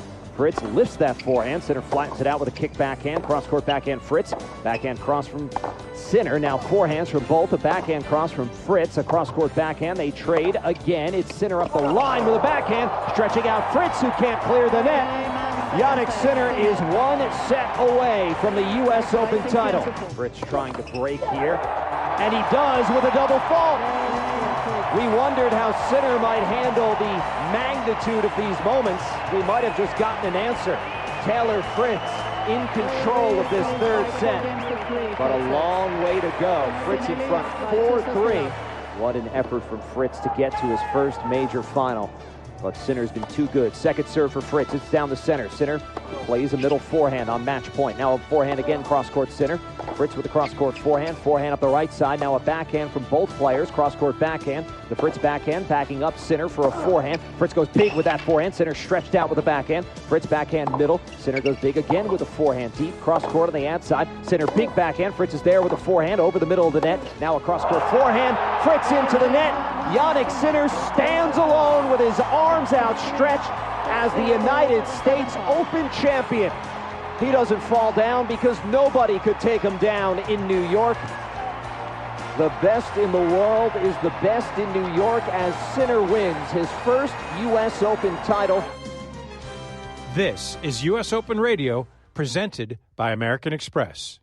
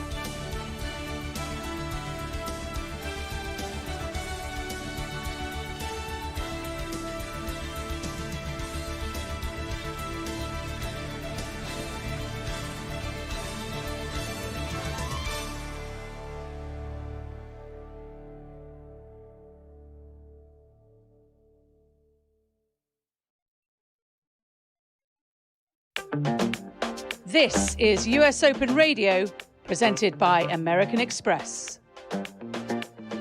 Wrapping up the 2024 U.S. Open as Jannik Sinner is crowned a champion in the men's singles. He beats Taylor Fritz 6-3, 6-4, 7-5 in 2 hours, 16 minutes for his second major title. He joins Aryna Sabalenka in sweeping the hardcourt majors this year after Sabalenka's winners yesterday. And another congratulations to all of our senior winners. Ludmila Kichenok, Yelena Ostapenko won the women's doubles. Max Purcell, Jordan Thompson, the men's doubles. Sara Errani, Andrea Vavasori, the mixed doubles. Can't wait till next year. We get the wheelchair competition back there at the Paralympics. That's been an awesome time to follow along from Paris, but we've had an awesome 2 weeks here at the U.S. Open. Actually, 3 weeks, I should say, because that's been the big change as these tournaments grow and expand and more fans come onto the grounds, more money for the players. There's more of everything, but there's another year without an American man as a major singles champion. Taylor Fritz will try again in 2025.